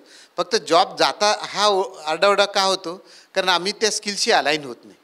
जे काही नवीन स्किल्स लागतात त्या दृष्टीने आम्ही पुढं जातच नाही आणि त्यामुळे आम्हाला जे आम्ही जे आमचे स्किल कवटाळून बसलेले असतात, जे आउटडेटेड झालेले असतात, त्यामुळे आम्ही खरोखर म्हणजे बेरोजगार वगैरे होण्याची ती समस्या येते. तर तसंच रोबोटिक्सचा त्यांनी जो मांडला की रोबोटिक्सचा आम्ही डेव्हलप करतो, पण रोबोटिक्सचा वापर कसा करावा हेच लोकांना कळत नाही. खूप काही गोष्टी आहेत. म्हणजे साधारणतः आपण म्हटलं की एखाद्या कचऱ्याची विल्हेवाट असं म्हणून, तर माणसाला त्या कचरा विल्हेवाट करताना किती वेगळ्या अडचणींना जावं लागतं. कारण कचऱ्याची दुर्गंधी असेल, कचऱ्यामध्ये टॉक्सिक असू शकतात काय, ते हे जर रोबोटिक्स वेने केलं तर वेगळं. पण अशा ज्या काही वेगळ्या गोष्टी आयडेंटिफाय करण्याचं जे कौशल्य ते अभ्यासक्रमातून येतं. तर त्यामुळे त्यांनी आम्हाला विनंती केली तुम्ही रोबोटिक्सचा सुरू करा. तर कल्याणला आपण तो रोबोटिक्सचा अभ्यासक्रम सुरू करतो आहे आणि त्यासाठी आम्ही सांगितलं की आत्ता आम्ही सुरू करतो आहे, म्हणजे मग आमच्याकडे तर त्याची टेक्नॉलॉजी आत्ता नाही आहे, त्यासाठी लागणार पैसाही नाही, इन्फ्रास्ट्रक्चर नाही, ते तुम्हीच दिलं पाहिजे कारण तुमच्यासाठी लागणारं मॅनपॉवर आहे. त्यामुळे मग त्या रोबोटिक्स इंडस्ट्रीच्या ग्रुपनी सांगितलं की ठीक आहे आम्ही पूर्ण तुम्हाला लॅब उभी करून देतो आहे, सगळा इन्फ्रास्ट्रक्चर. सुरुवातीला आम्ही तुमच्या फॅकल्टीला ट्रेन करून देऊ, तुम्ही जेव्हा करिक्युलम डिझाईन करेल त्याच्यामध्ये पण आम्ही इन्व्हॉल्व होऊ आणि हे करिक्युलम हा गतिशील असतो. ते बदल जे होतात ते बदल तिथं यावे, म्हणजे त्या करिक्युलम म्हणून आम्ही कायम त्याच्याशी कनेक्टेड असा तो इंडस्ट्री सपोर्टेड सिस्टीम त्या दृष्टीने आला. असे वेगवेगळे उपक्रम आम्ही वेगळ्या अँगलनी करतो. ज्याचा मॅडमनी जो शेवटचा शिक्षक विद्यार्थी आणि पालक म्हणून म्हणला त्याच्याशी जोडून आणि विद्यापीठाची डेव्हलपमेंट म्हणून या दृष्टीनं आम्ही शिक्षकांचा म्हणजे मी एक विचार म्हणून सुरुवात केला की मी विद्यापीठ कुलगुरू आज नवीन शिक्षक अपॉइंट झाले जे आज गेल्या 5 ते 10 वर्षात झाले. यांचं 25 वर्षानंतरचा रोडमॅप कसा असेल हा त्यांना जाणून देण्याच्या दृष्टीने त्यांच्याशी संवाद सुरू केला. म्हणजे की त्या शिक्षकांना बोलवा तू तरुण आहेस, आज तू धडपड करतो, तू विचार केला आहेस का 2033 साली विद्यापीठ कसं असेल, 2047 तुझी एज ऑफ रिटायरमेंट म्हणजे विकसित भारताची आहे, तर तू त्या दृष्टीनं 30 ते 40मध्ये काय काम करेल याचा विचार केला आहेस का?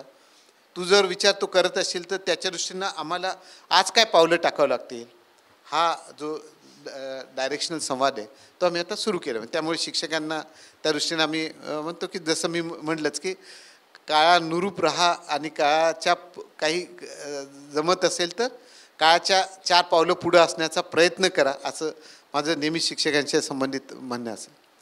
विद्यार्थ्यांना तर जर सांगेल की तुम्ही म्हणजे बऱ्याच वेळा तो इंजिनिअरिंगचं उदाहरण मी देतो कारण त्या शेवटी तिथला शिक्षक असल्यामुळे की जो फर्स्ट इयरला शिकतो म्हणजे सुरुवात सिव्हिल इंजिनिअरिंगचा विद्यार्थी असल्याचा गृहीत धर फर्स्ट इयरला जेव्हा शिकतो काय आणि ते फायनल इयरपर्यंत आलेल्या टेक्नॉलॉजी इतका बदल झालेला असतो की तो जेव्हा सिव्हिल इंजिनिअरिंग बाहेर पडलेला असतो तेव्हा ते बदल करण्याची सिस्टीम त्याच्यामध्ये असली पाहिजे म्हणजे तो लाईफ लाँग लर्नर असला पाहिजे.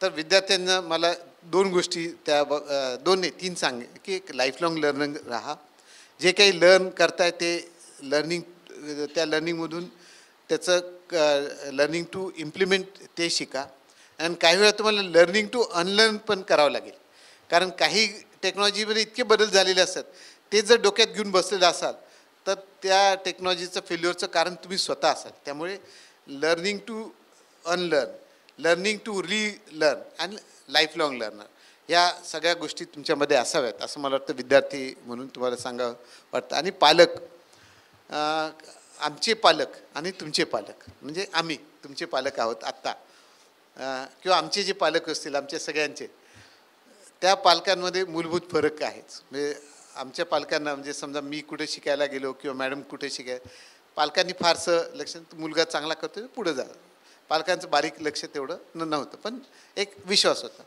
आत्ताचा पालक हा विद्यार्थ्यांसोबत इन्व्हॉल्व होतो आहे म्हणजे बऱ्याच वेळा दिसतं की 12वीची परीक्षेत पालकही तिथं डबा घेऊन बसलेले असतात. मला वाटतं पालकांना या दृष्टीने थोडं एक वेगळं हे की विद्यार्थ्यांना त्याचं शिकण्याचं एक स्वातंत्र्य द्या. म्हणजे रतन टाटांची जेव्हा ते गेले तेव्हा त्यांची एक गोष्ट तिथं सांगितली जाते की त्यांना एक अमुक एज्युकेशन शिकायचं होतं आणि त्यांच्या वडिलांचं मात्र वेगळं ओपिनियन होतं आणि त्यामुळे ते मतभेद व्हायचे. तर त्यावेळेस मग रतन टाटा त्यांच्या आजीच्या खूप जवळचे होते त्यामुळे त्यांनी आजीने सांगितलं माझे वडील काही सांगतात मला पटत नाही ते. तर आजीने काय सांगितलं त्यांना की तू जे म्हणतोस असेल योग्य पण ते योग्य हे सांगण्याची क्षमता तुझ्यात आहे का म्हणजे तुला वडिलांना हे पटवून देता येतं आहे का की मी जो मार्ग निवडतोय तो योग्यच आहे का योग्य आहे कसा योग्य आहे आणि त्या दृष्टीने मी काय विचार केला आहे याचं जर गांभीर्य तुझ्या वडिलांना पटलं तर तुझे वडील तुला कधीच नाही म्हणणार. त्यामुळे मला वाटतं पालकांनी पण या दृष्टीने तयार व्हावं की विद्यार्थी खूप काही तऱ्हेनं पुढं जाऊ इच्छितोय. आजचा विद्यार्थ्यांवर माझा खूप विश्वास आहे तुमचा की ही तरुण पिढी खूप काही करते त्या तरुण पिढीला प्राधान्य द्या मोकळे द्या. म्हणजे एक उदाहरण म्हणून म्हणजे एक एक्स्ट्रीम उदाहरण देऊन मी थांबतो. म्हणजे एक पालक असे होते की त्यांना वाटायचं माझी मुलगी सगळे टॉपमोस्ट इंजिनियर झाली पाहिजे म्हणून त्याने अगदी ते दुसरी तिसरीपासून सुरू केलं ते सगळं काम.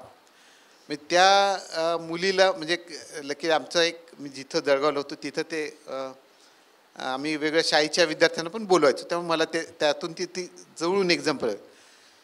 तर त्या विद्यार्थीला 4थी 5वीला त्यांनी जवळपास एक 30 ते 32 एक्झाम वेगळ्या प्रकारच्या एक्झाम द्यायला लावल्या होत्या. त्यातून ते शिकणं ते कायम त्यासोबतच फिरायची. ती मुलगी अगदी एखाद्या यंत्रमानवाप्रमाणे ते करत होती.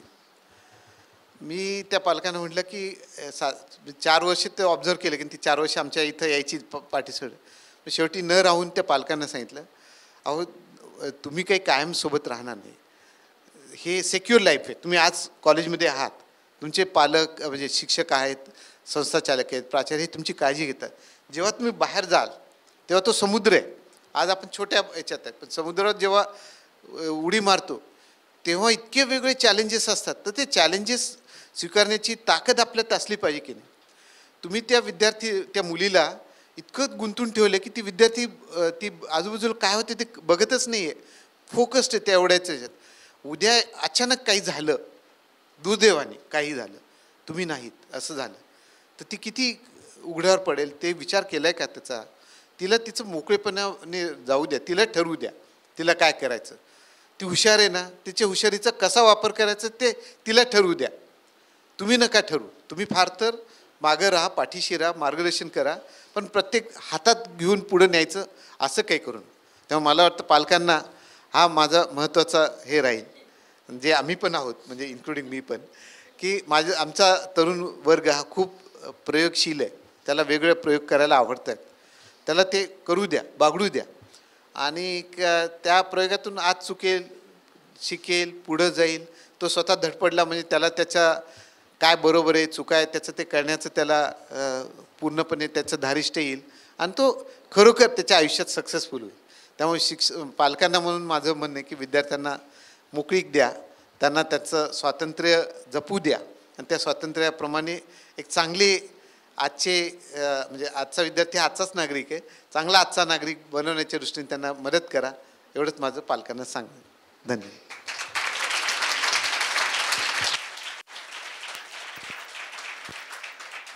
धन्यवाद सर. मुलांना तुमचा संदेश अतिशय आवडल्याचा हा कनेक्ट आहे असं मला वाटतं. आणि पालकांना देखील नेमक्या शब्दात आपण कसं आपल्या विचारांना दिशा द्यावी हे तुम्ही सांगितलं. मला वाटतं ही मुलाखत NEPच्या सर्व अंगांना स्पर्श करणारी झाली. अगदी स्कूल कनेक्टचा पण येथे उल्लेख झाला. अशी ही माहितीपूर्ण आणि तितकीच रंजक ही मुलाखत झाली. आणि या मुलाखतीच्या शेवटी मला भगवद्गीतेच्या 3ऱ्या अध्यायातला एक श्लोक उद्धृत करावासा वाटतो. यत् यत् आचरति श्रेष्ठः तत्तत् एव इतरः जनः स यत् प्रमाणं कुरुते लोकः तत् अनुवर्तते. अर्थात श्रेष्ठ पुरुष प्रमुख जे जे कार्य करतात त्याचे अनुसरण सामान्य लोक करतात. आपल्या अनुसरणीय कृत्यांनी ते जे आदर्श घालून देतात त्यानुसार संपूर्ण जग कार्य करते. असेच बहुआयामी नेतृत्व मुंबई विद्यापीठाला म्हणजेच आपणा सर्वांना लाभले आहे. आणि त्यांच्या मार्गदर्शनानुसार विचार प्रणालीनुसार आपण नक्कीच खूप प्रगती करू. सरांनी म्हटल्याप्रमाणे मुंबई विद्यापीठ NEPचं रोल मॉडेल म्हणून नक्कीच नावाजले जाईल. या विश्वासावर मी इथेच थांबते आणि आपण या पुढच्या सत्राला सुरुवात करू. स्वल्प विराम आहे हा. आणि यानंतर मी हे व्यासपीठ प्रश्नोत्तरासाठी खुले करते. 1 किंवा 2च प्रश्न विद्यार्थी किंवा शिक्षकांतर्फे. सर नमस्कार. मी नारायण बारसे, ग्रंथपाला या कॉलेजमध्ये. सर आजच्या शिक्षणासमोरील आव्हाने व संधी याविषयी तुमच्या मुलाखतीतून तुम्ही जी माहिती दिली सर अप्रतिम. आणि विशेषतः एक महत्त्वाची गोष्ट की समोर बसलेला विद्यार्थी वर्ग जास्त आहे हे लक्षात घेऊन तुम्ही तुमच्या मुलाखतीत देणारी जी माहिती आहे ती विद्यार्थी केंद्री ठेवली. त्यामुळे हा एक आदर्श वस्तुपाठ ठरावा असं मला वाटतं. त्यामुळे धन्यवाद. मला सर प्रश्न असा विचारायचा आहे की एक 20-25 वर्षापूर्वी आपण ब्रेन ड्रेन याविषयी जास्त चर्चा करायचो.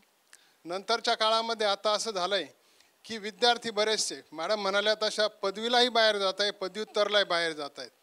इवन या कॉलेजमध्ये आता मी 30 वर्षाहून अधिक काम करतो. पूर्वी सर वर्षाला एखादा दुसरा विद्यार्थी असा असायचा की तो बाहेर जातोय शिकायला.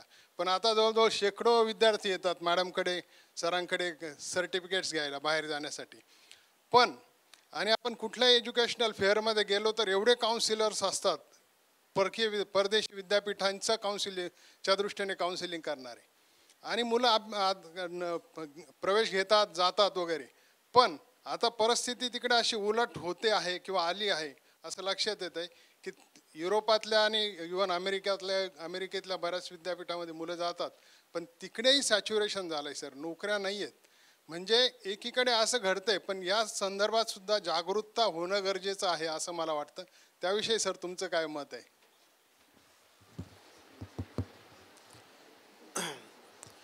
याच्यातला म्हणजे पार्टली जो समजा हे त्यातले डिटेल्स थोडे इलॅबोरेट करतो. म्हणजे अमेरिकेत किंवा युरोपमध्ये जाणाऱ्या विद्यार्थ्यांची संख्या वाढणं हा आपण एक दरवर्षी बघतोच आहे की ते वाढ होते. आणि असंही लक्षात येते की काही ठिकाणी त्या विद्यापीठांना जेव्हा विद्यार्थी घेत आहेत आणि त्यांचं शिक्षण पूर्ण झाल्यावर जी नोकऱ्या मिळणं हा तिथला एक समस्या त्यांच्या दृष्टीनं आहे. आणि तो त्यांनी विचार पण केले, त्या दृष्टीने त्यांनी पण विचार सुरू केलेला आहे. म्हणजे हे सॅच्युरेशनमुळे नाही आहे, हे जे काही ते सॅच्युरेशनमुळे नाही आहे. ह्या प्रायमरीली हा जो भाग आहे की याच्यातल्या जो कंटिन्युएशनमध्ये पाहिजे होता तो कंटिन्युएशन त्यांनी पण नीट नाही मेंटेन केला आहे. म्हणजे आता सोपं उदाहरण एक देतो, म्हणजे तो सॅच्युरेशन कसा नाही हे सांगण्याच्या दृष्टीने. कोविड आल्यानंतर म्हणजे आपल्या सगळ्या यांच्यावर इम्पॅक्ट पडलेलाच आहे, तो तर आहेच. पण कोविडचा खरा इम्पॅक्ट जो अननोटिस्ड आहे तो सगळ्यांना, तो खरा सर्वात अननोटिस्ड कुणावर होता, म्हणजे तो गेला अननोटिस्ड, तो ऑटोमोबाईल इंडस्ट्रीजवर पडला. म्हणजे ऑटोमोबाईलचं मॅन्युफॅक्चरिंग खाली गेलं. का गेलं? कारण त्यांना जो लागणार आहे चिप्स किंवा सेमीकंडक्टर्स हेच अवेलेबल नव्हते. कारण शेवटी काय झालं होतं, त्याचं मॅन्युफॅक्चरिंग एका स्पेसिफिक झोनमध्येच होतं आणि लोकांनी दुर्लक्ष सुरू करून दिलं. म्हणजे अमेरिकन इंडस्ट्रीजचा आहे, म्हणजे एक जसं मला वाटतं सकाळ वर्तमानपत्रात एक चिप्सवर एक मालिका चालली होती, तुम्ही कुणी वाचली असेल तर ते, किंवा अजूनही रिफर करू शकता किंवा ते. तर त्यात लक्षात आलं की अमेरिकन इंडस्ट्रीजनी चिप्सवर किंवा सेमीकंडक्टरवर कसं दुर्लक्ष केलं. म्हणजे आणि त्यात जी प्रिसिजन आली, तैवानची असेल किंवा चायनीज असेल किंवा कोरियन असेल, त्या कशा पुढं गेल्या आणि हे मागं पडत गेले. आता जर आपण हब जे म्हणतो शिक्षणाचे, हॉट डेस्टिनेशन फॉर अब्रॉड, तर अमेरिका होती, कॅनडा होती, ऑस्ट्रेलिया होते. ह्या सगळ्यांचं त्याबाबतीतलं कॉन्ट्रिब्युशन काय होतं, तर काहीच नव्हतं. आज ते का तो जो रिपोर्ट आला आहे, त्या रिपोर्टमध्ये मी जो तुम्हाला असोसिएशन ऑफ अमेरिकन युनिव्हर्सिटीचा तो रिपोर्ट वाचायला सांगितला, तो हाच आहे की त्यांनी त्या दृष्टीत दुर्लक्षच झालं होतं त्यांच्याकडं. आता जेव्हा SLUचे प्रेसिडेंट इथं आले आणि आपल्या कन्व्होकेशनला आले होते आणि DSTचे सेक्रेटरी अभय करंदीकर पण होते, त्यामुळे आम्ही तिघं जण जमलो. तर तिघांचा कॉमन विषय डिस्कशनचा काय होता, अरे दोघांनी मिळून कसं सेमीकंडक्टर रिसर्चवर पुढं नेणे, काम कसं काय. म्हणजे प्रामुख्यानं काय झालं, ते सॅच्युरेशनचा प्रॉब्लेम नव्हता, तो प्रॉब्लेम होता की तुम्ही काही गोष्टीकडे केलेलं दुर्लक्ष संशोधनातलं, त्या संशोधनाची जी क्वालिटी आहे ती मेंटेन. म्हणजे आज जे प्रिसिजन लागते सेमीकंडक्टरच्या चिप्समध्ये, त्यांना असं म्हणतो की आपल्याला 2 नॅनोमीटरपर्यंत, म्हणजे त्या 2 नॅनोमीटर हे एका मीटरचं 10⁻⁹ एवढं खाली डायमेन्शन असलेलं 2 नॅनोमीटरचं त्यांच्याकडे प्रिसिजन आहे तैवान किंवा. आणि या उलट आमचं प्रिसिजन काय आहे, तर आमचं 80, म्हणजे आपल्या इथलं रिसर्च जे सांगतो 80 किंवा 60चं. किती फरक येतो. किंवा अमेरिकेतल्याही बऱ्याच जणांना 20च्या खाली कॉस्ट इफेक्टिव्ह टेक्नॉलॉजी देता आली. याचा इम्पॅक्ट नॅचरली तो एज्युकेशनवर झालेलाच आहे. जर तुमचं एज्युकेशन काळानुरूप संशोधनाशी कनेक्टेड नसेल तर ते होणार. त्यामुळे तो पार्ट सॅच्युरेशनचा नव्हता, तो पार्ट होता की तुम्ही स्वतःला मध्ये जे बदल घडू नये ते केले नाही. आता त्यामुळे अमेरिकन युनिव्हर्सिटीजमध्ये पण तो मोठ्या प्रमाणात त्याचा विचार सुरू झाला आणि आता ते करतायत. त्यामुळे फक्त याच्यात एक गोष्ट लक्षात घ्यायची की विद्यार्थी बाहेर जात आहेत, तसं बाहेरचे काही विद्यार्थी इकडं पण येतात आणि ती पण प्रक्रिया हळूहळू सुरू झाली आहे. त्यामुळे आपण असं म्हणतोय की एकेकाळी तक्षशिला नालंदा जेव्हा होती, असं तेव्हा जगातले विद्यार्थी इथं शिकायला यायचे. जो चिनी यात्रेकरून लिहिलेलं आहे त्याच्या प्रवासावरून ते येतं. तर मग खरंच आपण असं होऊ शकतो का त्या योग्यतेकडे, तर आपणही त्या दृष्टीनं काम करू. म्हणजे जर ते चांगले आहेत तर त्याच्यात नाक मुरडायचं कारण नाही आहे. आपणही चांगले झालं पाहिजे, आपली रेष मोठी केली पाहिजे, हाच त्याचा खरोखर महत्त्वाचा गाभा आहे. आणि त्या दृष्टीनं हे ओळखले त्यांनी पण की त्यांना जर विद्यार्थी हवे असतील तर कोलॅबरेशन, म्हणजे सगळे विद्यार्थी तिथं या असा अट्टहास त्यांनाही करता येणार नाही आहे. त्यांना इथं सोबत राहूनच काम करावं लागेल. त्यामुळे आत्ताचे जे काही जॉईंट, ड्युएल किंवा ट्विनिंग डिग्रीचे जे कन्सेप्ट ज्या आल्यात NAPच्या अनुषंगाने, त्याच अनुषंगाने आल्यात. त्यामुळे सगळे विद्यार्थी बाहेरच जात आहेत, ते ब्रेन ड्रेन होते असं बिलकुल नाही. आणि एक दुसरा एक सर्वे अजून जो आला आहे की जो बाहेर गेल्यानंतर तो मुलगा तिथे स्थिर व्हायचा, असं एक 10 वर्षापूर्वीचं जे चित्र आहे ते आता बदलतं आहे. म्हणजे तो मुलगा तिथे शिकल्यानंतर तिथंच राहील असं नाही, तर तो इकडे यायची प्रक्रिया खूप वाढली. त्यांचे स्टार्टअप्सकडे येऊन इकडे स्टार्टअप सुरू करणं, ही प्रक्रिया चांगली झालेली आहे. त्यामुळे लक्षात घ्या की ही प्रक्रिया निरंतर आहे. त्यामुळे हे 2 वे, फक्त एवढाच तो 1 वे होता, तो आता 2 वे झाला आहे. दोन्हीकडं ती प्रक्रिया आहे. दोघांनाही चांगलं राहावं लागेल. जो चांगला नाही राहणार त्याला त्याची पिछेहाट होईल. एवढंच आपल्याला याने लक्षात ठेवावं. सर, आम्ही वृत्तपत्रांमध्ये वाचलं होतं की इथून पुढे जे मूल्यांकन होणार आहे ते नवीन राष्ट्रीय धोरणं जी महाविद्यालय चांगल्या तऱ्हेने राबवतील त्या बेसिसवर होणार आहे. तर यात किती तथ्य आहे आणि मग नॅकचं भविष्य काय? कारण आमचं महाविद्यालय पुढच्या वर्षी नॅकला ड्यू आहे. आणि एक दुसरा प्रश्न सर, ड्युअल डिग्री हा विद्यार्थ्यांच्या फार जवळचा विषय आहे.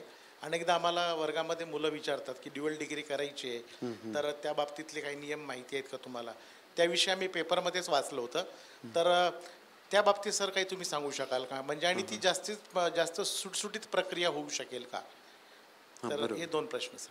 धन्यवाद. पहिला पार्ट आपण जो सांगू जो म्हणजे खरं विद्यार्थ्यांना नाही ना तो कनेक्ट तेवढा, पण शिक्षक आणि संस्थांच्या उद्देशाने की UGCने एक प्रणाली आणली आहे की NEPच्या अँगलनी काय त्याचे त्यांनी पॉइंटर्स आणलेत आणि ते पॉइंटर्स फुलफिल केले पाहिजे असं त्यांनी म्हणलेलं. म्हणजे अगदी सोपं, म्हणजे आमच्यापासून सुरुवात केली मुंबई विद्यापीठ. आम्ही कॅटेगरी 1 युनिव्हर्सिटी आहोत. कॅटेगरी 1 असलेले फार थोडे विद्यापीठ आहे. म्हणजे कॅटेगरी 1 युनिव्हर्सिटीसाठी कॅटेगरी 1 स्टेटस मेंटेन करण्यासाठी त्याच्यामध्ये आम्हाला 90% मार्क्स मेंटेन ठेवले पाहिजे. म्हणजे आमची तो प्रकारचा एक प्रकार मेरिट आहे. तर नॅक ही प्रक्रिया वेगळी आहे आणि ही प्रक्रिया वेगळी. ही प्रक्रिया डे टू डे बेसिसवरची आहे. नॅक ही एक मूल्यांकन आपल्या स्पेसिफिक पिरियडनंतर 5 वर्ष असं आपण ते म्हणतो त्या प्रकारे. त्यामुळे नॅकमधले क्रायटेरिया आणि हे जे क्रायटेरिया त्यातल्या काही क्रायटेरियामधला फरक आहे. आणि हे फक्त मॉनिटरिंग पॅरामीटर. हे काही असं नाही की त्याच्यात बऱ्यापैकी येस नो टाईपचेच प्रश्न आहेत मॅक्झिमम. त्यामुळे ते लगेच दिसतात की नो आलं तर तुम्हाला 0 मार्क मिळणार, येस असेल तर 1 मार्क मिळणार, असं तर आहे. त्यामुळे ती आणि जरी त्याला नाव NEP जरी दिलं असेल ना तर त्याच्यातले 50% NEPशी संबंधित आहेत आणि 50% क्वालिटीशी संबंधित आहे. विद्यार्थ्यांच्या दैनंदिन एज्युकेशन म्हणजे कसं विद्यार्थ्यांना तक्रारीसाठी ओम्बड्सपर्सन आहे की नाही हे आता NEP संबंधित, पण विद्यार्थ्यांशी संबंधित. त्यामुळे ओम्बड्सपर्सन आहे की नाही, लोकपाल आहे की नाही, हे मेकॅनिझम आहे, ते दिलंच पाहिजे. किंवा मुलींच्या दृष्टीनं सेफ्टीच्या दृष्टीनं इंटरनल कमिटी आहे की नाही, ती काम करते की नाही, एक मेकॅनिझम आहे जो येस आणि नोच्या फॉर्ममध्ये. त्यामुळे त्याच्यात काही त्याचा बाऊ करण्याची गरज नाही. उलटं ते आपण असं म्हणूया की तो आपला एक प्रकारचा इंडिकेटर आहे आणि आपण त्याच्यावर काम करूया. दुसरा जो त्यांनी दिला तर ड्युअल डिग्री, तो तुमच्या दृष्टीनं महत्त्व म्हणजे काही विद्यार्थ्यांना वाटतं की मी एकाच वेळेस माझ्याकडे सामर्थ्य की मी एकाच वेळेस 2 वेगळ्या डिग्रीचं अभ्यासक्रम घेऊ शकतो. म्हणजे आता एका डिग्रीला एका वर्षाला जर 44 क्रेडिट आहे आणि दुसरी डिग्री असेल तर तितकेच क्रेडिट घेण्याचे त्याच्यात ती ताकद आहे असं तो असे विद्यार्थी ते ड्युअल डिग्रीला जाणार. तर त्या ड्युअल डिग्रीचं मेकॅनिझम सुटसुटीत कसं होईल असं सरांचा तो प्रश्न होता. म्हणजे यातला ती मुळातच सुटसुटीत आहे. एक रेग्युलर मोडमध्ये म्हणजे आपली क्लासरूम जी तुम्ही घेता आणि दुसरी ओपन मोडमध्ये म्हणजे इग्नूमधून YCMUमधून किंवा आपला विद्यापीठातला जो CDOE आहे centre for distance and online education, idol ज्याला पूर्वी म्हणायचं, त्यातून 2nd डिग्री घेणं अगदी सोपं काम आहे. म्हणजे त्याच्यात तुम्हाला दोन्ही प्रकारच्या डिग्रीज पॅरललमध्ये घेता येतात आणि त्याच्या बाबतीतल्या ज्या काही ॲडमिनिस्ट्रेटिव्ह प्रक्रिया आम्ही सुलभ केलेल्या आहेत. अकॅडमिक काउन्सिलने ऑलरेडी ते ॲप्रूव्ह केले मागच्याच अकॅडमिक काउन्सिल. त्यामुळे त्याचं सगळी प्रक्रिया फार सोपी आहे ॲडमिनिस्ट्रेटिव्ह प्रक्रिया. फक्त एवढंच आहे विद्यार्थ्यांच्या भवितव्याच्या दृष्टीने, कारण विद्यार्थ्यांना याच्यात प्रोटेक्शन मिळालं पाहिजे या दृष्टीने काय आम्ही अटी टाकल्यात की म्हणजे जो कॉलेज करणार आहे त्यांनी विद्यापीठाला माहिती द्यावी, म्हणजे त्या बाबतीतलं सपोर्टिंग मेकॅनिझम तयार ठेवता येईल. एक याच्यात असं नाही की 2 कॉलेजमधलंच ड्युअल डिग्री घ्यायची असंही नाही. समजा तुमच्याकडे आता कॉमर्स आणि आर्ट्स आहेत तर कॉमर्सच्या विद्यार्थ्याला वाटतं की मला सोबत हिस्ट्री पण करायचं आहे तर चालू शकेल. तुमचे टाईम टेबल फक्त ओव्हरलॅपिंग नसावे. एकाच कॉलेजमध्ये दोन्ही डिपार्टमेंट आहेत. तुम्ही फक्त विद्यापीठात परवानगी घ्या, त्या विद्यार्थ्याला द्या परवानगी. तो BCom करत असताना 2 वर्षाचा UG डिप्लोमा इन हिस्ट्री करतोय, करू द्या परवानगी, त्याला काय परवानगी आहे त्याला. त्यामुळे विद्यार्थ्यांना वेगळे ऑप्शन्स उपलब्ध होत आहेत. त्यातली प्रक्रिया सोपी आहे. ड्युअल डिग्रीचं अनफॉर्च्युनेटली असं झालं की 2 कॉलेज 2 विद्यापीठ असं नाही. इव्हन एकाच कॉलेजमधले 2 डिपार्टमेंटसुद्धा ते एकमेकासोबत फक्त कोलॅबोरेशन, याच्यात कोलॅबोरेशन फार म्हणजे दोन्ही डिपार्टमेंटच्या फॅकल्टीने एकत्र राहणं हा महत्त्वाचा. हे माझंच टाईम टेबल महत्त्वाचा, तुझा नाही, हा दुजाभाव काढून घेणे दोघांनी टाईमटेबलमध्ये प्लॅनिंग व्यवस्थित करणे, विद्यार्थ्यांना त्रास होणार नाही असं बघणे. जेव्हा विद्यार्थ्याला वाटतं की मला हे सोडायचं आहे तेव्हा ते सोडण्याचे एक्झिट मेकॅनिझम त्या दोन्हीपैकी एका डिपार्टमेंटने दिलंच पाहिजे, कारण ते महत्त्वाचं आहे. त्या विद्यार्थ्याला नाही वाटतं मला नाही पेलं, ते मी केलं सुरुवात पण 1 वर्षानंतर मला वाटतं की सोडायचं आहे, एक्झिट मेकॅनिझम दिलं पाहिजे, हे महत्त्वाचं आहे. त्यामुळे त्या 2 डिपार्टमेंटमध्ये त्या बाबतीतली एक काय म्हणतात संवाद त्या बाबतीत असला पाहिजे, हा महत्त्वाचा आहे. बाकी ॲडमिनिस्ट्रेटिव्ह पॉईंट ऑफ व्ह्यूनं विद्यापीठाने त्याची प्रक्रिया सुलभ केली आहे. तुम्हा दोघांना म्हणजे तुम्हा जे कोलॅबरेटिंग आहेत त्या दोघांनी एकत्र व्यवस्थित काम करणे हेच त्याच्यातला महत्त्वाचा भाग आहे. नमस्कार सर, मी अदिती जोशी SYBMMCची विद्यार्थिनी आहे. फार वेळ नाही घेत, प्रश्नच विचारते सरळ. तुम्ही जसं म्हणालात की तुम्ही डिसअग्री केलं ह्या पॉईंटला की रोजगार संधी कमी होतील, यासाठी तुम्ही डिसअग्री केलं जेव्हा AIचा विषय निघाला. आणि तुम्ही हे सांगितलं की तुम्हाला AI किंवा ChatGPTचा वापर असा झाला की तुम्ही मेमरी इन्हान्समेंटसाठी त्याचा उपयोग केलात. आणखी एक कोणता मुद्दा असा असेल ज्यात तुम्हाला ChatGPT किंवा AIची मदत झाली? हा माझा प्रश्न आहे. धन्यवाद. हां, एक दुसरा पार्ट म्हणजे तू माझ्या दृष्टीने की तुझ्या दृष्टीने काय विचारायचं असते नाही. ठीक आहे, मलाच कशी झाली ते बस म्हणजे मला काही प्लॅनिंगच्या दृष्टीने तो उपयोग झाला त्याचं एक उदाहरण मी दिलंच होतं. पण दुसरा जो महत्त्वाचा भाग जो आता अजून करतोय त्याचं अजून यश नाही मिळालेलं आहे. ते ChatGPTचं असं नाही आहे. AI फक्त AI म्हणजे ChatGPT किंवा जेमिनी नाही, त्याचे डीप लर्निंग मॉडेल्स आहेत किंवा मशीन लर्निंग मॉडेल्स आहेत. त्याचा जो मी माझ्या संशोधनात वापरतो, मग त्याच्यामुळे मला त्याचा खरा महत्त्वाचा भाग झाला की काही आता मुळात केमिकलचा आहे शिक्षक, त्यामुळे त्या ठिकाणी काही याच्यामध्ये पार्ट्स पर बिलियन म्हणजे PPB लेवलवर 1 बिलियन तेवढ्या डाऊन द लाईन त्याचं ॲक्युरेसी लागते, क्वालिटी ॲक्युरेसी. इम्प्युरिटीच्या बाबतीतलं असेल, ॲडल्टरेशनचं असेल, त्या बाबतीतलं. तर त्यामध्ये जे आता जे एक्झिस्टिंग इन्स्ट्रुमेंट्स आहेत केमिकल्समधले, गॅस क्रोमॅटोग्राफी आहे, FTIR म्हणजे ते नावं फक्त सांगतो त्याचा, ते हे सगळे इन्स्ट्रुमेंट्स आहेत. या इन्स्ट्रुमेंटची इफिशियन्सी तेवढी डाऊन द लाईन जात नाही. तर याच्यात त्यांचे एक स्पेक्ट्रम येतात, म्हणजे जेव्हा आपण त्या पदार्थाचं ॲनालिसिस करतो त्याचे स्पेक्ट्रम येतात. तर ते स्पेक्ट्रम खरं म्हणजे त्यावेळेस तो सॅम्पलचं जेव्हा ॲनालिसिस केलं जातं तो वेगळ्या तऱ्हेने ते सॅम्पल एक्सपोज होतं आणि त्या मल्टिपल स्कॅनिंगचा जो असतो त्याचा एक लिनियर प्रोग्रामिंगच्या आधारावर त्याचं आउटपुट कॅलिब्रेट केलं जातं, ते स्पेक्ट्रमच्या फॉर्ममध्ये येतं. तर याच्यामध्ये काय होतं, या लिनियराइज मॉडेलमध्ये ते जे पीक येतात ते पीक ॲव्हरेज येतात आणि मग ते ढोबळ मानाने तुम्हाला उपयोग होतात. पण तुम्हाला जर डाऊन द लाईन जायचं असेल तर त्या पीकचं जर समजा तो 49 वेळा स्कॅन केलं, त्या प्रत्येक स्कॅनिंगमध्ये काय झालं हे समजून घ्यायचं असेल तर तिथं AIची मशीन लर्निंगची मदत लागते. मशीन लर्निंग तो माझ्या विद्यार्थ्यांनी, माझा जो PhD त्याने तो अल्गोरिथम शिकला, तो काम सुरू केलं आणि मग आम्ही त्या डाऊन द दॅट ॲक्युरेसी जाऊन म्हणजे त्याचा रिसर्च म्हणून मला जो करायचा उपयोग झाला तो आता तो 21 ते 30चं जे दशक आहे हे सगळ्या संशोधकांसाठी, विशेषतः केमिकलमध्ये काम करण्यासाठी त्याचा खूप मोठ्या प्रमाणात उपयोग होणार आहे. आणि त्याचा दृष्टीने आमची ॲक्युरेसी कामाची खूप वाढू शकेल आणि त्याचा प्रिसिजनमध्ये आम्ही रिपोर्ट्स देऊ शकू. म्हणजे अगदी कुठल्या लेवलवर काय झालं, म्हणजे काही वेळा असं लक्षात येतं की एखादा पदार्थ आहे त्याचा 10 ppm वरचा तो घटक आहे, तर पार्ट्स पर मिलियन म्हणजे केवढा आहे, तो घटकसुद्धा खूप मोठे डेव्हलपमेंट करतोय असं दिसून येतं आहे. त्याच्यामुळे आपल्याला आता ते कोरिलेट करायला सोपं आहे. धन्यवाद सर. आपण विचारलेल्या प्रश्नांना देखील अतिशय दिलखुलास उत्तरं दिली, त्याबद्दल आपले विशेष आभार. आजच्या सत्राच्या समाप्तीकडे आपण येतोय आणि अर्थात सर्व मान्यवरांची, उपस्थितांची कृतज्ञता.